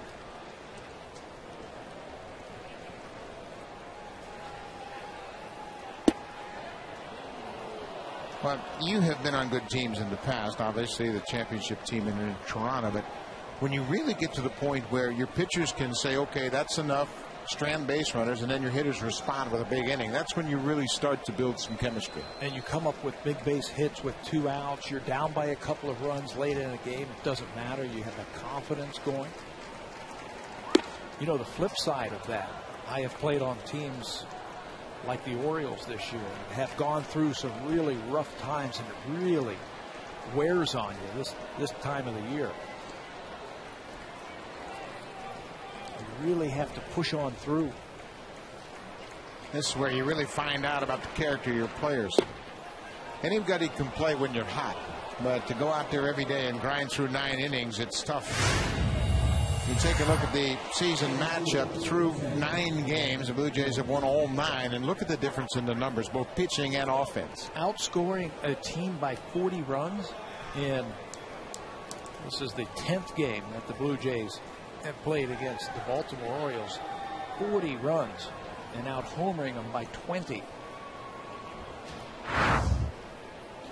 Now, the pitching staff has been phenomenal, and Ricky Romero and Sean Markham last time through the rotation, both really strong outing. And when you think about the road trip, we mentioned it early on in our open, 6-4 on the road trip, but they pitched much better than that. They certainly hit much better than that. It's just a matter of figuring out how to win those close ball games. They had a game in Kansas City where they obviously had a chance to win that game, and a couple of problems there, and they lost that. I thought they certainly could have won yesterday's game, the second game of that doubleheader. Now you're looking at 8-2 to start the second half, all on the road. And maybe you're building something a little special to start the second half. But you're right. I think you have to learn how to win those games. Maybe you need a little bit more depth. Maybe you need some more veterans. Those are the problems that Cito Gaston and Alex Anthopoulos will have to work through. Well, when you haven't really knocked on the door for a while and your players haven't experienced what it's like to play meaningful games in a pennant race, it takes a while to get to that point.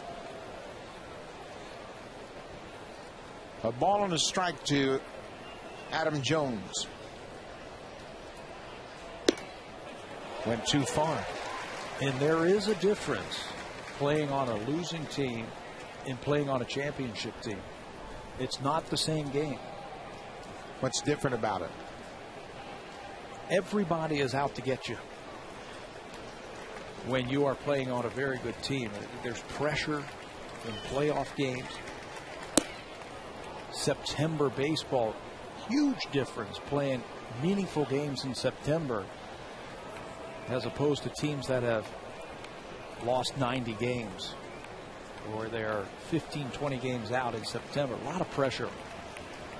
And it takes a special kind of person to be able to fight through that. Jones fouls off a good breaking ball. Don't you think it has something to do with performing for your teammates? Yes. Being there for your teammates, not letting them down. You're not going to do it for yourself. I always felt like when I played for bad teams, by June when we were out of it, I ended up playing for myself. And it wasn't any fun because there wasn't that whole team unity thing to play for. Another 2-2 pitch to Jones. On the outside corner, strike 3. Adam Jones is the first out here in the 6th inning. Well, early on, we could tell that Brandon Morrow had a good breaking ball. Here's another one. Right on the outer half. Strikeout number 5. That's the first time looking by an Oriole tonight. Felix PA is 0 for 2 tonight. Luke Scott's at first base. He had the leadoff walk. Blue Jays lead at 8-0. You talk about winning, and that's something that Blue Jays started to learn how to do. 82, 83, got better. 84, chasing the Tigers, and 85 won for the first time. Once you get that sense of playing meaningful games in September and winning, it's something you want to do every single year. Catch the bug. You get the winning bug. Young players, when they first come up, they're just happy to be here. They're happy to be playing in the major league. They're looking out for themselves. They want to do well. They want to build some financial security for themselves. But then as you get into your 5th, 6th, 7th year in the major leagues, if you're lucky enough to get that far, you've experienced everything else in baseball. And then if you haven't played on a winner, you want to play on a winner. I was very fortunate to play on a Kansas City team that finished 2nd the couple of years that I was there. Played on a New York Mets team that finished 2nd to the Pirates in 1990, and then obviously here. You know, in 91 we won the American League East, and then took it one step further the next year. And it is a taste that you never get sick of. A ball and 2 strikes to Felix PA. Just missed the inside corner. And once you learn how to win, that's the only thing that matters. Winning. Cito Gaston obviously trying to teach his young players what it means, and he led this organization to back-to-back World Series championships. How many hits you have, how many wins you have, how many home runs you have, doesn't matter. Because all of those will come when you win.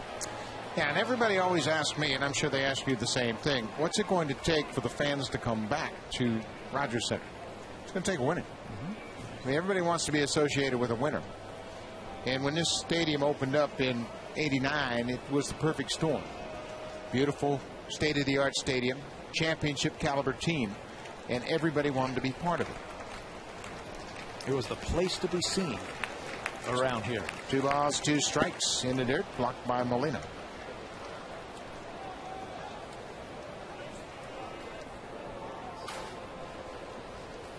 Talk about people in the house. It's a big night for former Blue Jays stars, and Robbie Alomar has joined us here at Rogers Center tonight. He didn't have a dramatic impact in the 80s, but boy, did he make a name for himself in the 90s. 3 balls, 2 strikes, 1 out. Strike 3 call. Brandon Morrow paints the inside corner with a good fastball at 91 miles an hour.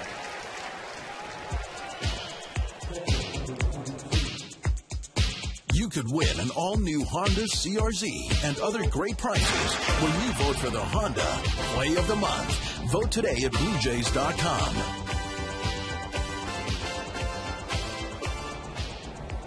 There are 2 outs here, top of the 6th inning. Matt Wieters, the catcher, swings and drives it deep to right field, and this ball is gone. No doubter into the second deck. Wieters jumps on the first pitch. Hits his 7th home run of the season, and the Orioles are on the board. Shows you the kind of power that Matt Wieters possesses in his bat. He's a switch hitter. He's big, about 6'4", 6'5". And when he catches him out front and gets him up in the air, he's going to be a big home run threat. Just off the disabled list yesterday. catches that one out in front with a good home run swing. Orioles are on the board. Only the 8th home run surrendered by Brandon Morrow. And what a job by the Blue Jay pitching staff the second half of the season. They went 77 innings without giving up a run or a home run. That's just the second one. Casey Jansen starts to loosen up in the Blue Jays bullpen. Cito Gaston said before the game, right around 100 pitches he is looking from Brandon Morrow, and he's thrown 93.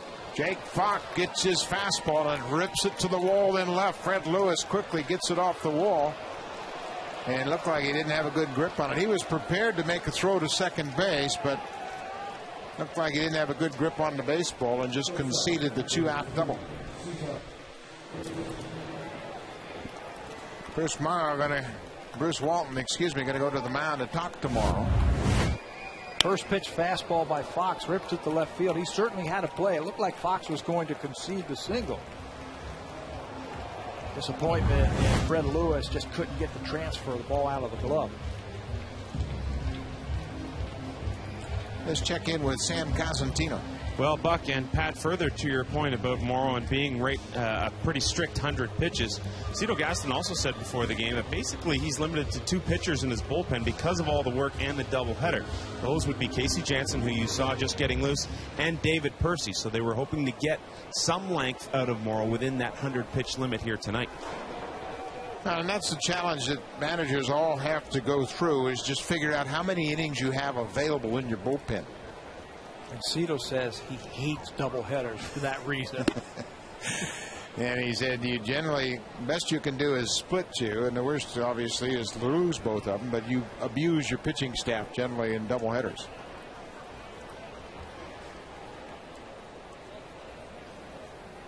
Cesar Asturias chases the changeup. A ball and a strike. Well, it helps when you get 8 runs through the first 5 innings of this game. Brandon Morrow can afford to make a mistake then to a Matt Wieters. He can use his bullpen, maybe stretch Jansen out just a little bit longer. Fouled up the third base side.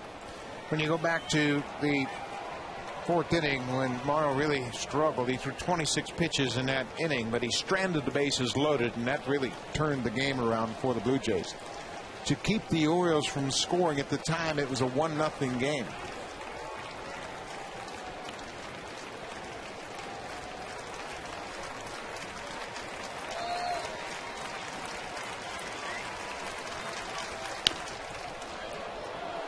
Popped back into the seats behind the Blue Jays dugout. Boy, that was a good pitch. Right in on his hands. Asturias has been swinging a very hot bat. Really tore up the Blue Jays when they were down in Baltimore to open up the second half. 2 strikes. He went right back on the inner half, challenging him with a good fastball. A ball and 2 strikes. Jake Fox in second. Asturias grounds it towards second. Big hop for Aaron Hill, and Morrow will get out of it. But the Orioles get on the board. Morrow gives up a 2-run home run to Matt Wieters, but he's got a comfortable 8-2 lead.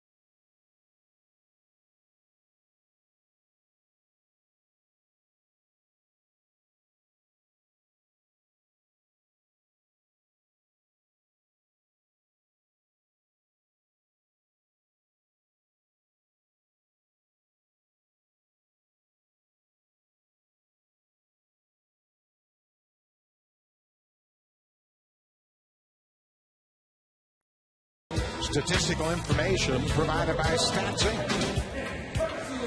Music provided by Universal Canada. All that great 80s music tonight here at the 80s night at Rogers Center. Brad Bergeson still out there for the Orioles. The Orioles, much like the Blue Jays, have really used their bullpen, so Bergeson's asked to give him another inning. Yeah, Juan Samuel was talking about that the other day, that he feels like he needs to get his young starters to go a little bit deeper into the ball games. There's a bullet in the left field for Edwin Encarnacion. He continues to swing a hot bat. Cito Gaston goes over to Brandon Morrow as Morrow gave up the long home run to Matt Wieters, but his first start since he last faced the Orioles. He leaves with a comfortable lead, looking for his 7th win of the season. And after one pitch in the 6th inning, Juan Samuel is out to the mound, and he can't get any more out of his starter. So Bergeson is going to go 5+ innings. He will leave after giving up 8 runs. Blue Jays with a 6-run lead. It'll be Matt Albers coming out of the Orioles bullpen. He'll face Jose Molina.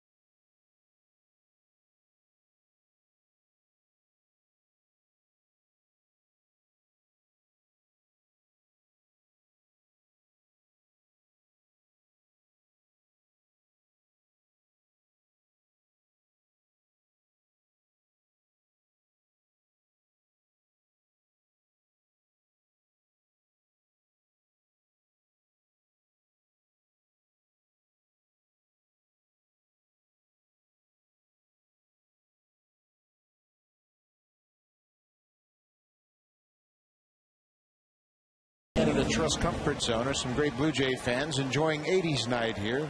It's courtesy of TD Canada Trust. They've been watching a great offensive performance so far as the Blue Jays have scored 8 runs on 10 hits and pounded out 3 home runs. Matt Albers comes out of the bullpen. You mentioned the bullpen of the Baltimore Orioles getting a lot of work, but Matt Albers will work in his 41st game. He is also tied for 7th in the American League with 48 relief innings already this year. So it's getting plenty of work. Well, when you put together a ball club, then you certainly want your starters to give you ideally 21 outs. That'll give you 7 innings. And then you can pitch your bullpen when you want to, not when you have to. And boy, when you have short starts in consecutive games, it really wears your bullpen down, and it takes probably 5 to 7 days to get the bullpen rested. Orioles are carrying 13 pitchers, 8 relievers. Juan Samuel knows that when his starters don't give him the innings, he's really going to be wearing out that bullpen, something he has done to start the second half. And let me tell you something, if you're the manager and you sit in there, it's such a helpless feeling that you know you have to go to the bullpen. And most bullpens this day and age are built with 1-inning guys. And when you start going to the bullpen in the 4th, 5th, and 6th inning, you'll wear them down in a hurry. Well, one thing that they do have going for it, besides those 8 pitchers, they do have a couple of players, I think, who have experience starting games. Matt Albers is one of them. He came over from the Houston Astros. That was that big trade for Miguel Tejada back in 2007. He had 18 starts for Houston back in 2007. So he can give you some length, along with Mark Hendrickson. Mark Hendrickson has started games in his career.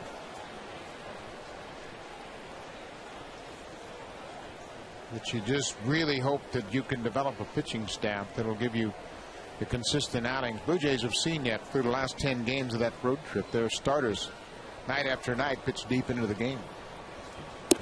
And it's not an accident. When the starters are doing that, the bullpen numbers go down dramatically. Their outings are infrequent. They're short. You get in, you get out, and everybody flourishes at that point. Everybody is sharp.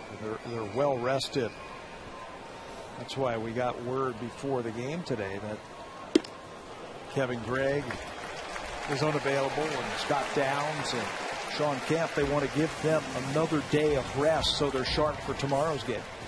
Well, we'll be right back here at Rogers Center tomorrow night. It's Game 2, and the 80s theme will be over, and you don't have to look at that baseball card anymore. Kevin Millwood and Ricky Romero will be the scheduled starters. Mr. Clutch, Pat Tabler, Cleveland Indians. Now, what was wrong with those baseball cards? They were old. Where do you want me to start, right?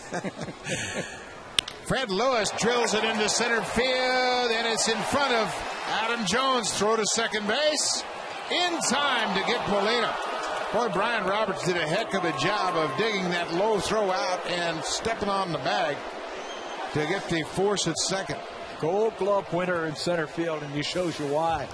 Adam Jones, nothing the base runners can do. This ball stung to center field by Fred Lewis. You have to freeze to see if he comes up with it. On the short hop, he certainly does, and he's got a fine arm. A one hopper to Roberts. He stays right in there, and watch Fred Lewis's reaction. Just got a base hit taken away from him. Nothing you can do about that.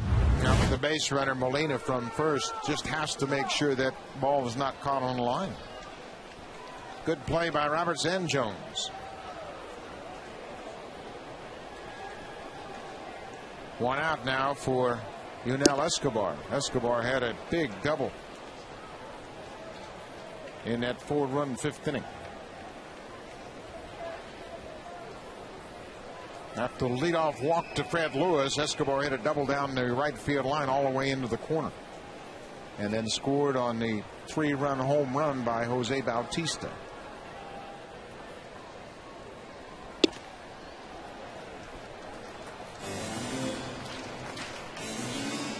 Escobar's first game here at Rogers Center in a Blue Jays uniform. The fans getting their first up-close look at the new shortstop.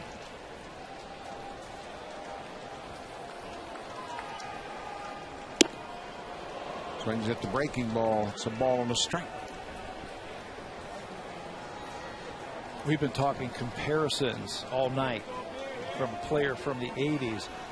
I forgot who you said for Yunel Escobar. Was it Alan Trammell? Alan Trammell for his production more than anything. You know who he reminds me of? Julio Franco, when Franco first came up. Spray the ball all over the place. Strike 3 call. Matt Albers delivers a good fastball bottom of the strike zone.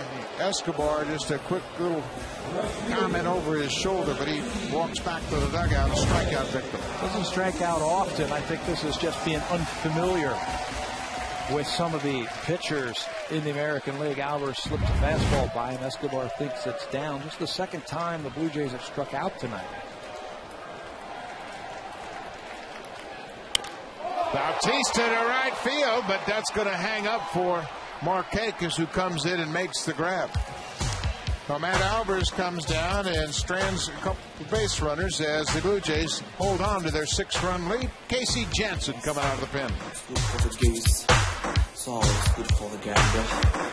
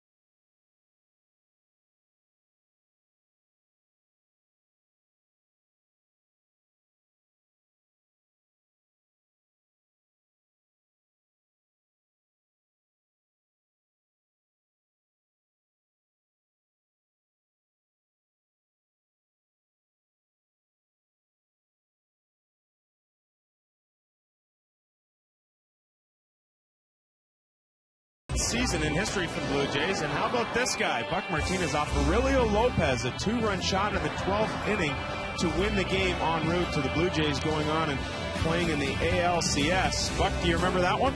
I sure did, Sammy. And what I remember about it was such a great pitching duel. Dan Petrie for the Tigers and Jimmy Key for the Blue Jays went into the 12th scoreless. And it was just back and forth. Great pitching all night long. I came into the game to face Willie Hernandez late in the game, and then he sprained his ankle. And that's how Lopez ended up pitching in that game in that situation. But I believe George Bell got a hit, and then I hit the home run. And it was a pretty dramatic time for us as an organization, because that was the first time we'd played against the East in '85. And we had a comfortable lead, but everybody was saying, well, when they get to the East, they're going to fold because the Tigers were the reigning champs. Brian Roberts had a double his last time up. Orioles trailed by 6. Casey Janssen into the game in relief of Brandon Morrow. Janssen is on one of those nice hot streaks that he can put together. He has come in throwing lots and lots of strikes. Brian Roberts gets jammed. It hits a one-hopper to the second baseman. Hill retires Roberts. Over his last 17 2/3 innings, Jansen's only given up 1 run. The thing that you have to like about him is he can give you multiple innings, throw strikes when he comes out of that bullpen, and pick up strikeouts. Now, he's a strike thrower, and that's what you need right now. He's got a good cushion late in the ball game. Orioles have just 5 hits tonight.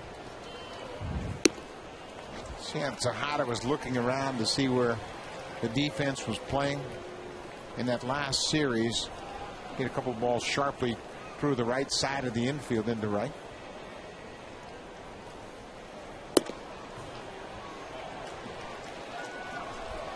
No swing on the appeal to the first base umpire, Alfonso Marquez.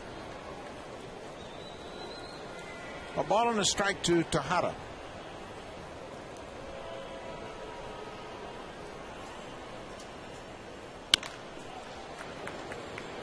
Jansen's got to cover the bag and take the throw. Low throw, steps on the bag just ahead of Tejada.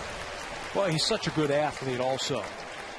And it's nice when your field is filled with athletes. Sean Markham's that way. Jesse Litch is that way. Casey Jansen's in there. Watch them. Ball hit to the right side. You got to get over there. Get over to that line and then come up that first base line. Finds the bag and finishes the play. That's a play that they practice day after day after day in spring training. Some teams forget about it then once the season starts. Blue Jays, once a homestand, will come out here and work their PFP. That's the pitcher's fielding practice. I think that's very important, because not only does it give you the timing of that play, but it also serves a little bit of conditioning, and some of the guys haven't had a chance to work off the mound. It just kind of recreates everything they might face during the course of a ball game. Nick Markakis falls behind 0-2. How many times have you come out for that and you hear all the pitchers always grumbling, complaining about it? Pitchers grumble about everything. We just kind of ignore that. But your point about working off the mound is very valid, especially for relievers. Because relievers, the only throwing they do in between their appearances are on flat ground. That might be the only time they're out on the mound. Ow. That hit Markakis square bottom hand, and you can see he's grabbed his right wrist.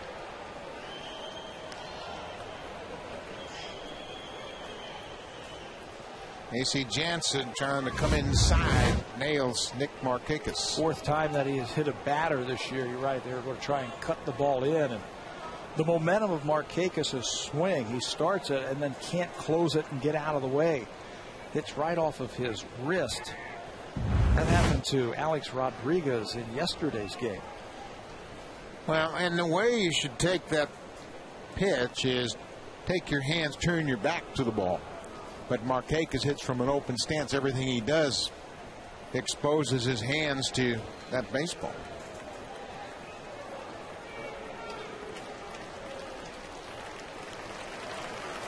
That got him pretty good.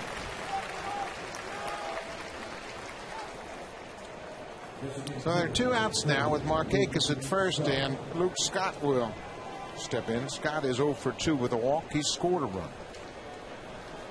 Scott's a big left-handed hitter. Can pull the ball into right field.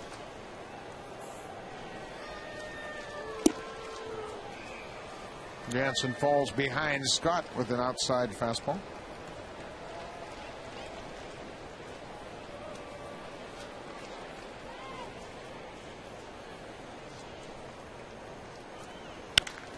Drive to right field. Bautista goes back, looks at it. It is gone. 2-run home run, Luke Scott. His 17th of the season. Certainly can pull the ball to right field. He's been doing that since he's come off the disabled list. Luke Scott has been red hot. 5 home runs now in his last 8 games. 3 doubles. And this bomb to right field looked like a breaking ball from Casey Jansen right in the wheelhouse of Luke Scott, and he doesn't miss it. That's another player who loves hitting in this ballpark. Second deck shot for Luke Scott. Short, quick, compact swing, and he has given the Orioles a little hope here in the 7th. Adam Jones with a double in 3 trips. It's a first pitch for a strike. Does Luke Scott have value at the trade deadline? He certainly does. A left-handed power bat. You can use him in different ways. You can put him in the outfield if you have to. You can DH him. I think he's also valuable for a National League team if he can come off the bench throwing some thunder up there late in the game. Well, National League generally uses 2 or 3 pinch hitters a game, and he can get his at-bats there. He spent some time with the Houston Astros. And he's been around long enough that he can handle pinch hitting if he has to late in the game. Remember the home run by Matt Stairs a couple of years ago for the Philadelphia Phillies that helped them win a World Series.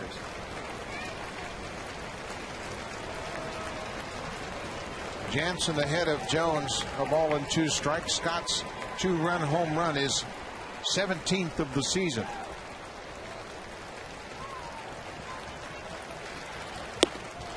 Jansen strikes out Jones to end the inning. Casey Jansen comes on in relief and gives up a 2-run home run to Luke Scott, but the Blue Jays still lead by 4.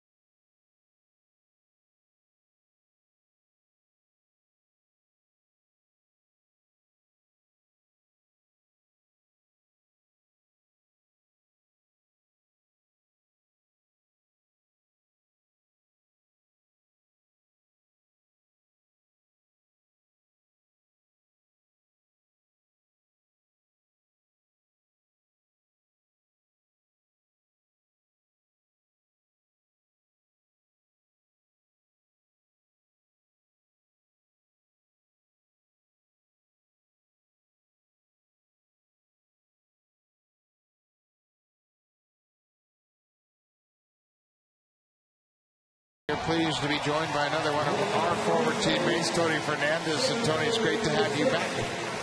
Great to be back, Bob. Good to see you, too. Tony, we talked to Jesse Barfield earlier and Bob McCown talking about the 80s. Talk about your recollections of the 80s and coming up to the big leagues for the first time. Well, when people ask me about the Blue Jays teams over the years, I always tell them the 85 team, 85, 87, to me was one of the best Jays team ever, one of the best ever. Why was that? Well, we could compete with anyone. We could hit with power. We had pitching. We had defense. We had everything. And we were a young ball club. Actually, we were a mix. We have veteran ball players, but we mixed real well. We knew it. We knew we were a threat, and we were becoming a team that people had to deal with in the league. We have been talking all night about teams, organizations, learning how to win. When did the Blue Jays of the 80s learn how to win? When Bobby Cox came over. Bobby taught us how to win. How? Well, he taught us how to believe in ourselves. He began, I noticed that he used the platooning system a lot. Ernie and Buck, Rance and Garth. He got Barry Bonnell, Al Woods, and those guys. Then the option was coming up and so forth, and I was right behind. So I would say that that year, from 1982-83 on, when Bobby came, the whole organization changed. I mean, we just started believing in ourselves, and that we could compete with anyone, and we proved that was the case later on. Tony, we talked about winning and how important it is for you as a player to win for your teammates. You had a great mentor in Alfredo Griffin and Damo Garcia. Is that part of it, knowing that you meant so much to each other that you had to fight to win? Definitely, Bob. I was very fortunate to have two guys like Alfredo and Damo that are next to me or on the same ball club. Because contrary to what people were saying, Alfredo and I were very close. And I learned from them a lot. And that's what I tried to do with the young players when they were coming up as well. Ball club always need veteran players so they can have that balance in the club. I guess then the next question is, which one comes first, team chemistry or winning? Do you have to win to get team chemistry? No, I think it's the opposite. Chemistry comes first. And then from there, that's when you learn how to win. Because you learn how to maximize your potential. Well said. I think there's a very similar situation here now with Yunel Escobar joining this ball club to that what you were in. When you first got here, you were very talented. You could do a lot of things no one else could do. But at the same time, you were perceived to be emotional and too excitable and all of that. And I see the same thing with Yunel Escobar. Very talented, but talk about that transition as you learned how to prove to people that you weren't emotional, you just played to that level. Ironically, someone just asked me that question out there. It's true. We are perceived as being emotional, but that's the way that we know how to play baseball. If they stop us from playing baseball like that, we will not be able to perform to the level that we're supposed to. That's awesome, because I see so many similarities, and I watched you as a young kid. I mean, you were really a young kid when you first came here. Thank you so much, Bob. I think another thing that separated the organization at that time in the 80s was the amount of good players around. And the job that we did in the Dominican Republic with Epi Guerrero and identifying yourself and Alfredo and Damo as all these great guys, don't you get a sense that the organization just took a lot of pride in building and bringing more good players in all the time? That was the key. I mean, it's still the key for winning. You have to have a strong farm system. That's how you're going to be able to maintain a good team throughout the years. And I was very fortunate. I think that made it much easier for me to play baseball. Because I knew that I was going to learn something every day. I mean, his Torres deep and short, just like Tony Fernandez used to do. I will flip it. Tony Fernandez, thank you so much for joining. It's always great to see you. Thank you, Bob. Likewise. Good to see you too. Good to see you. Take care.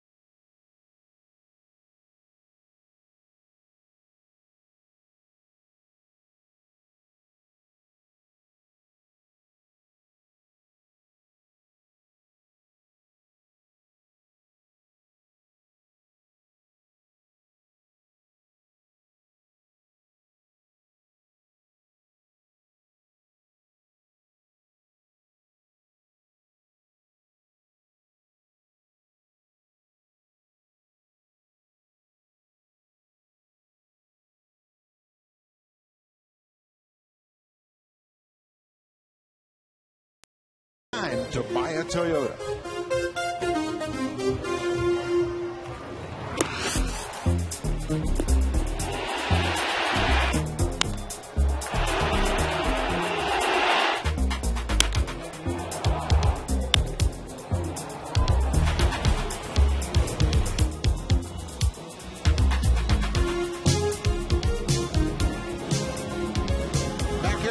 Center. Blue Jays lead 8-4 as we head to the top of the 8th inning. Casey Jansen in his second inning of work in relief of Brandon Morrow. 5 home runs in the ball game, 3 by the Blue Jays, 2 by the Orioles. As the Blue Jays continue to pound out the extra base hits, 152 home runs now hit by the Blue Jays.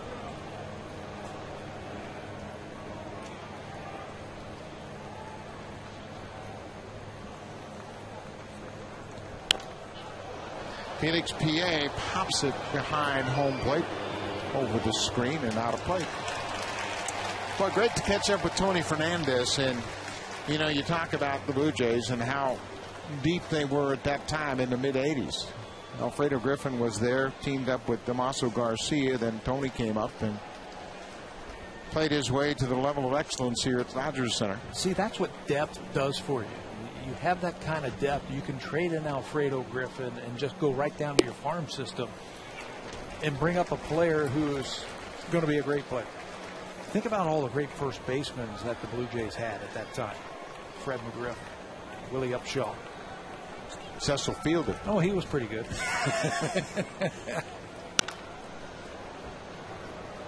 And you look at the organization, and when you have high standards, everybody is going to be elevated. Tony Fernandez led the hitters in average in the 80s. Lloyd Mosby had over 1,300 hits. George Bell, the home runs and RBI, 654 RBI. But the level of play, high expectations, and Bell hit 181 home runs in the decade of the 80s, but it really just kind of moves everybody up to another level. And Fernandez is setting the standard for average, and Mosby for hits. And we haven't talked. Strike 3 call. Casey Jansen drops the curveball on PA, and for a second time he goes back after getting caught looking at a good breaking ball. Yeah, second time looking, third time overall tonight that PA has struck out. Drops the curveball in, and he knows it. You know, we've been talking about all the hitters because we've had all these hitters come up here tonight. It doesn't even touch the surface of the great pitchers that we saw come through here in the 80s.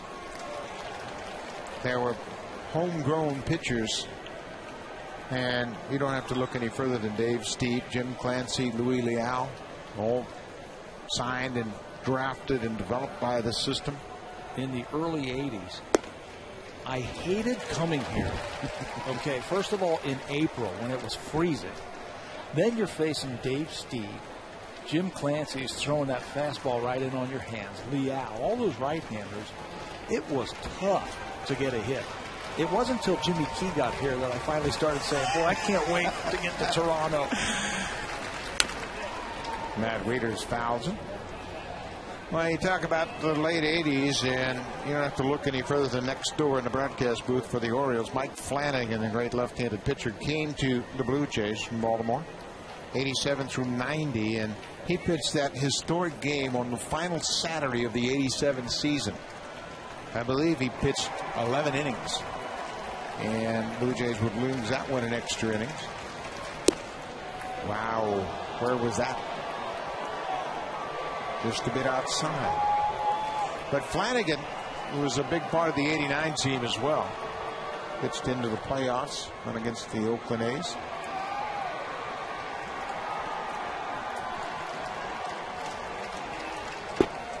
Who pitched the last game? At Jimmy Key. Jimmy Key. Frank Tanana.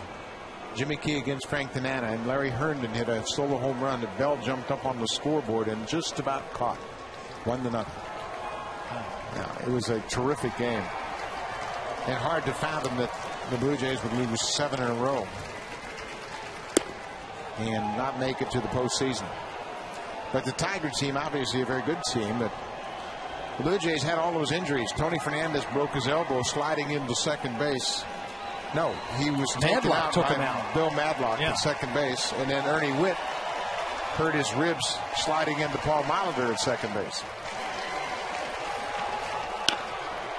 Wieters opposite field. Fred Lewis on the track. Wieters has gone deep again.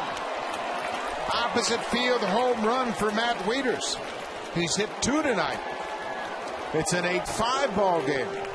And he has been perfect tonight. First 2 times up, he drew base on balls, and now flexing his muscle his last 2 times up. Drives the ball to right field. Last at bat. And now we'll take a pitch from Jansen the other way. It shows you the kind of power that he possesses. Stays back and stays behind that one. 328 down the left field line. He had plenty of distance.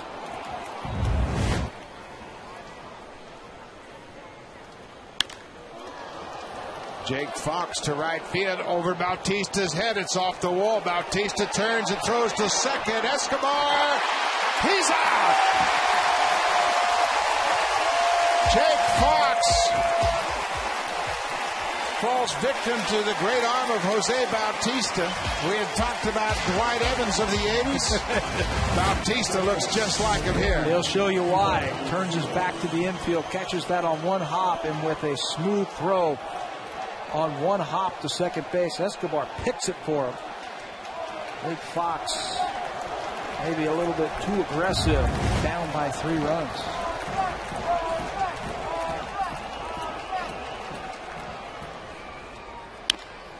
Cesar Estorres with a base hit into center field. Estorres around first. Wells gets it back to the infield, a 2-out base hit.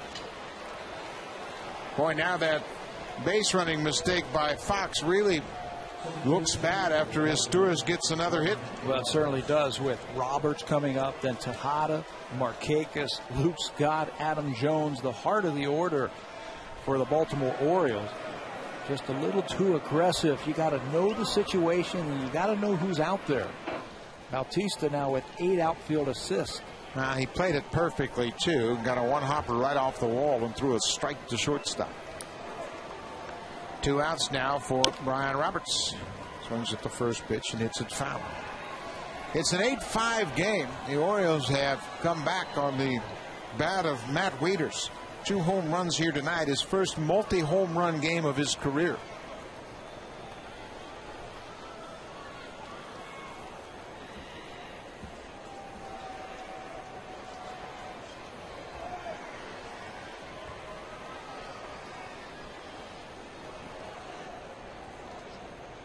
Orioles have now hit 3 home runs in this game tonight. David Percy, the young left-hander, loosening up. That is probably for Markakis if they get down to the good hitter. This is a team, the O's, that have been averaging about 3.5 runs per game. Coming off a very rough homestand where they went 2-8 to start the second half of the season. Juan Samuel trying a little bit of everything to ignite his offense.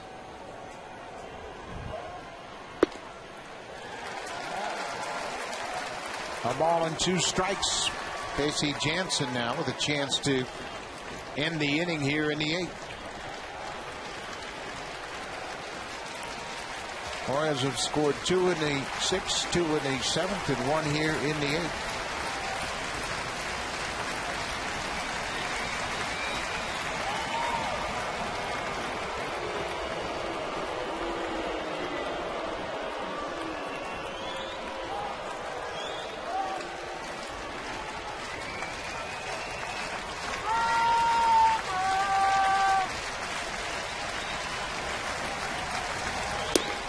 Just off the plate inside, 2-2.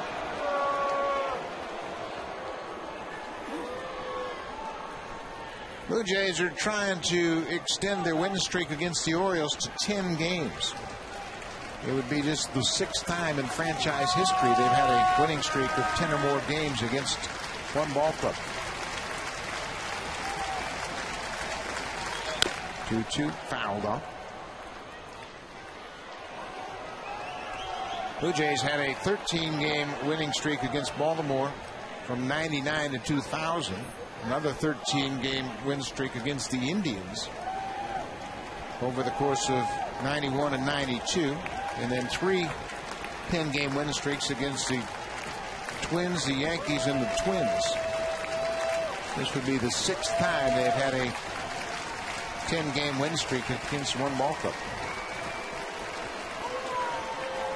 The Orioles are trying to snap a 9-game losing streak. Brian Roberts with a 2-2 count.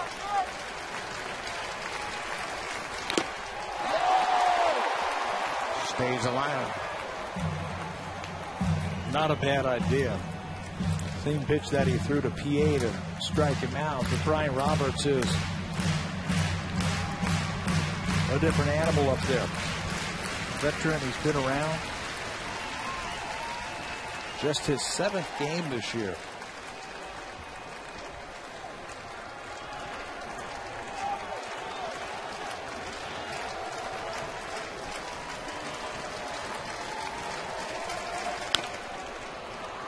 Bounced foul. Casey Jansen can't quite get the ball down where he wants it. Still gives Brian Roberts a good look. Yeah, get it down. Jose Molina gives a great target on the inner half and down, but he hasn't been able to get it there. Orioles are showing a little fight. At one point they trailed 8-0. Now they're 3 runs behind at 8-5. Base hit right field. Historis around second, headed for third. Bautista gets the ball back into second.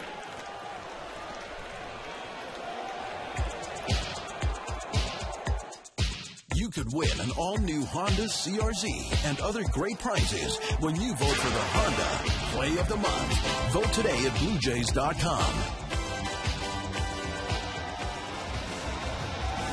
Cito Gaston has come out of the dugout and he's made the call to the bullpen. It'll be young David Percy in relief of Casey Jansen. Tying runs at the plate.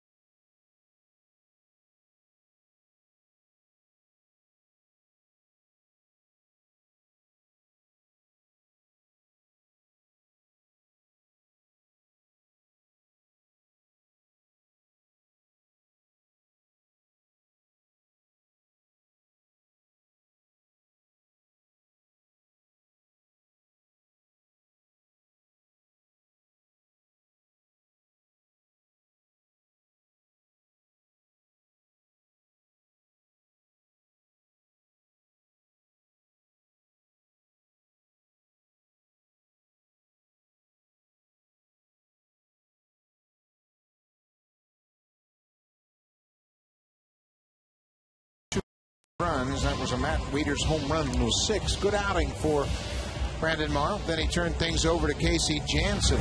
Jansen so far has been charged with 3 runs on 5 hits. The base runners are his responsibility, and David Percy will try to strand those base runners here in his 18th appearance. And finish it off with the tying run at the plate. Percy, 18th time, a very good earned run average. He's got a big arm when he comes out of that bullpen. Good heavy fastball to rack up those 17 strikeouts in 19 1/3 innings. 2 outs here. Historis single. He's at third. Roberts single to right, first and third, 2 outs. Miguel Tejada represents the tying run.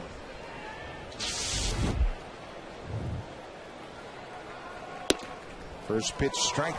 don't want to keep harping on it, but how about the play by Bautista to get the runner at second base? How big is that now? Changed the entire inning by throwing out Jake Fox. Threw a strike to Escobar and put the tag on Jake Fox. Popped him up. Center field, Vernon Wells. He'll get there. And Percy does his job. David Percy comes out of the bullpen to shut down an Orioles threat. Good throw by Bautista.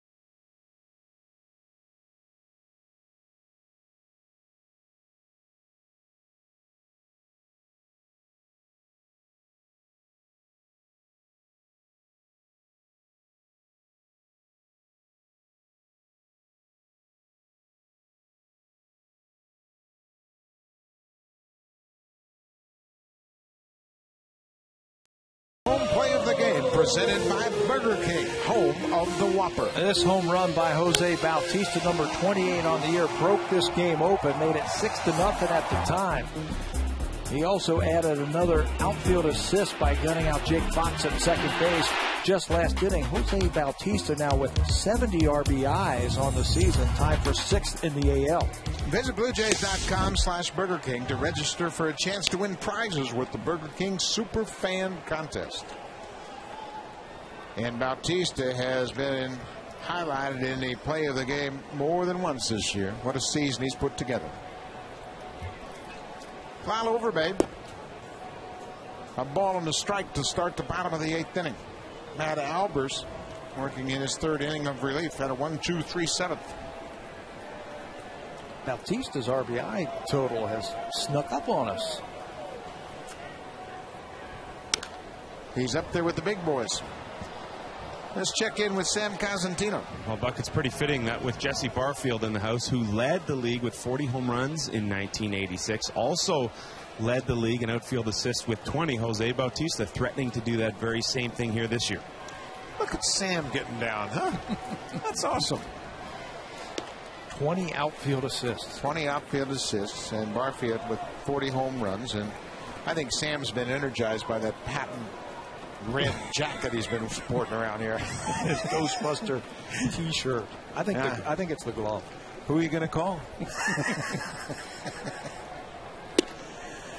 Overbase strikes out. Matt Albers with a good 94-mile-an-hour fastball, first out, bottom of the 8th. Having a good arm probably runs in the family, in the Barfield family. As you see, Albers is throwing a two-seamer that goes over the middle plate. Overbase strikes out for the 2nd time. After Jesse Barfield was finished on the air, we were asking about his sons, Jeremy, play minor league baseball. Encarnacion pops it into shallow right field. Roberts out, can't make the play. Base hit, Encarnacion. Little jam shot into right, drops in front of Markakis and over the top of Roberts, right in no man's land. Well, the only guy who was going to catch this one was Roberts, as Markakis gives ground to his second baseman, calls him off, and then just misses it. Reaches out, but ball's not there. 2 more hits for Encarnacion tonight. to finish that story about Jesse Barfield, his son Jeremy's got 22 outfield assists already in the minor leagues. In the California League, it's Stockton for the Oakland Athletics, 22 assists. And Josh Barfield playing as well, just off the disabled list, back to playing in the infield. Jose Molina into right field. That'll drop in front of Markakis. Base hit. Molina with his first hit of the night. Encarnacion stops at second. Kevin Gregg is standing ready down in the bullpen. I'm talking to Scott Downs and Rick Langford about where they are in the lineup. Markakis, Luke Scott, Adams, Jones, the meat of the order scheduled in the ninth.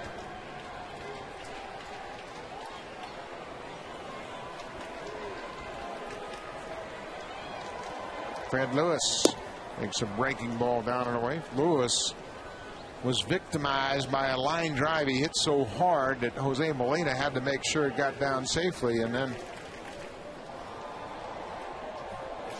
Molina was forced at second. Now Mike McCoy has come out to pinch run for Encarnacion.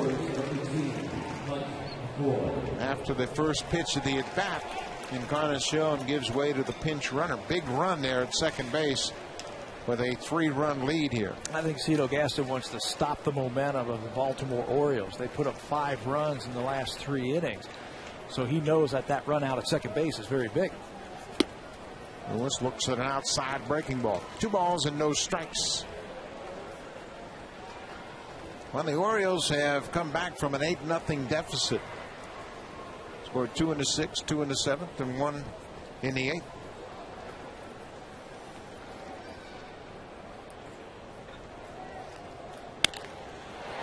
Base hit, center field. Here comes McCoy around third. He'll score. Molina going to third base. He is thrown out. But the insurance run comes in. Pinch runner Mike McCoy scores a big run as it's now 9-5. Joan gets his second assist of the night at third base. And it's Jose Molina again. Second time that he has got him on the bases. Ball was hit to his left. His momentum is taking him away from third base. It's going to take a perfect throw from Jones, and he's got a good arm. McCoy and Molina off with the crack of the bat. You can see him going away, but he sets himself and throws a strike to third base. One hop almost perfect for Tejada, the third baseman, can put the tag on. Lewis will be credited with a single. He takes second base on the throw. Blue Jays done a good job with runners in scoring position tonight. They're 6 for 12 against the Orioles. And with that base hit, Buck, it looks like Kevin Gregg has sat down. They wanted to save him. They didn't want to use him tonight, so they could save him for tomorrow. And now David Percy might get the opportunity to pick up his first save. Percy came on to get the last out of the 8th inning at the point of a game when it was a 3-run game. Take a look at the play at third base. Molina going first to third. Watch the leg as he hits the bag. Looks like Tejada hasn't made the tag yet, but he stood over the top of the base without making contact. I think if he goes right into the bag and stays right there, he makes it.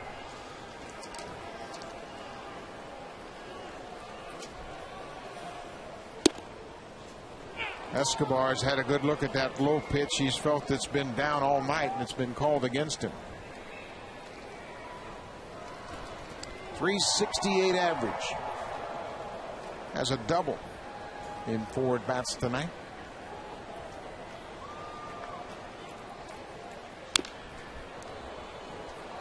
Wasn't going to take any more low fastballs. If he goes back there, I think Yunel's going to be ready for it this time. He was called out on strikes his last time up when Alvarez threw a fastball there.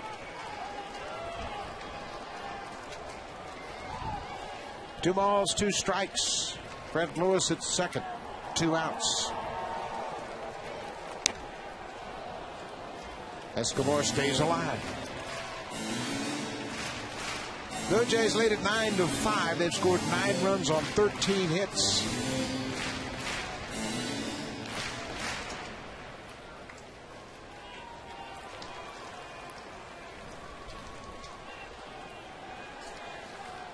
6 more extra base hits tonight.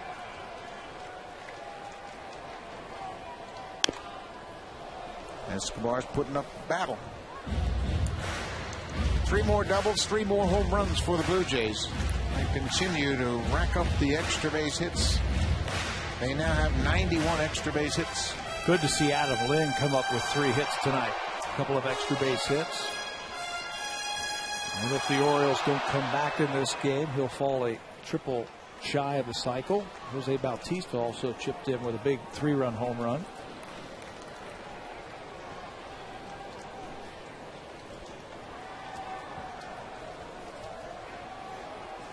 Another 2-2 pitch.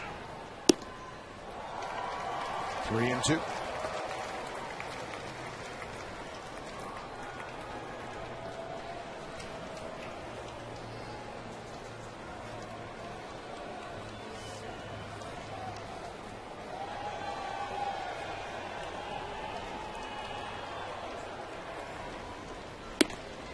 Escobar strikes out.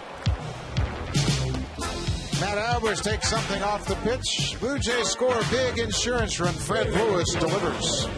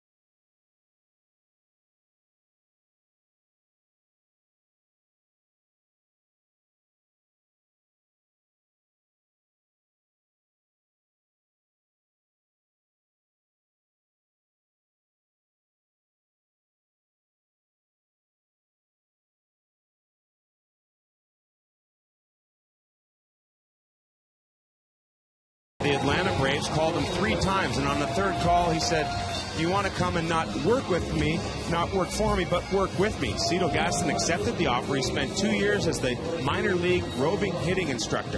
When Bobby Cox was hired by the Blue Jays in 1982, he teamed up with Paul Beeston to convince Cito Gaston to come over in that capacity, and the rest here is history. It all started in 1980.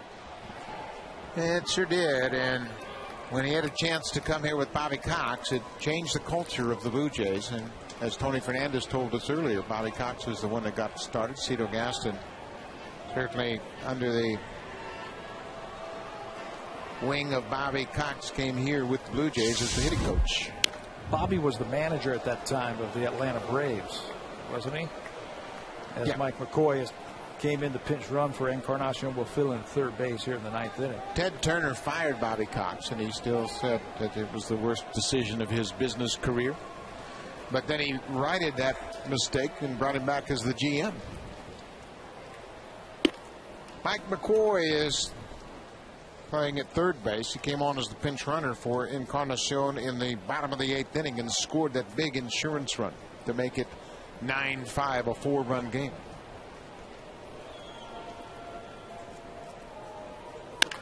Breaking ball hard, but right at the second baseman. One out here in the 9th.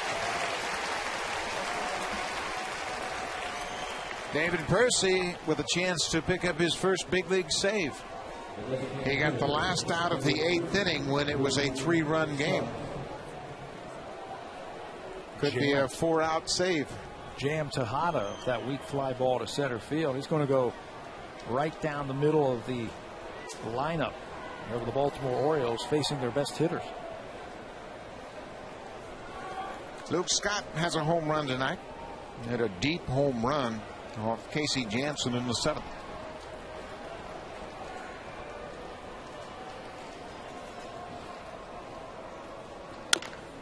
Bouncing ball to Overbay. Ball got in the lights. Percy's there to retire Luke Scott. What a good play by Lyle Overbay.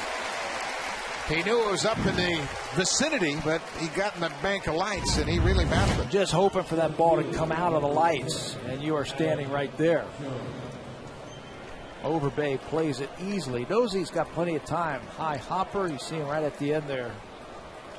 Tell everybody it went in there, but a good play staying with that ball.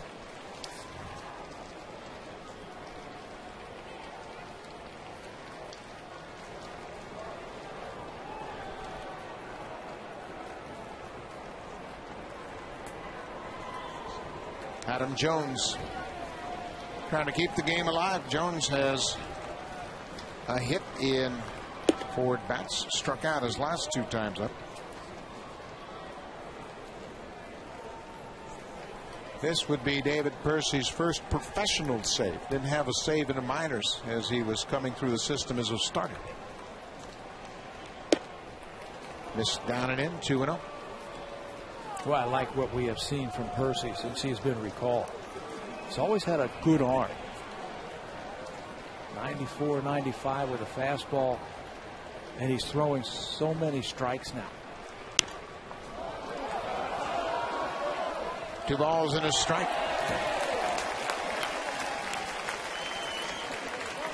Pretty lopsided game at one point. Blue Jays led it 8-0 after 5 innings. And the Orioles scratched and clawed back into the game. But that extra RBI by Fred Lewis in the 8th inning gave the Blue Jays a 4-run cushion. And a chance to give Kevin Gregg one more day to rest up. Cut on and missed by Jones. David Percy 1 strike away from his first major league save.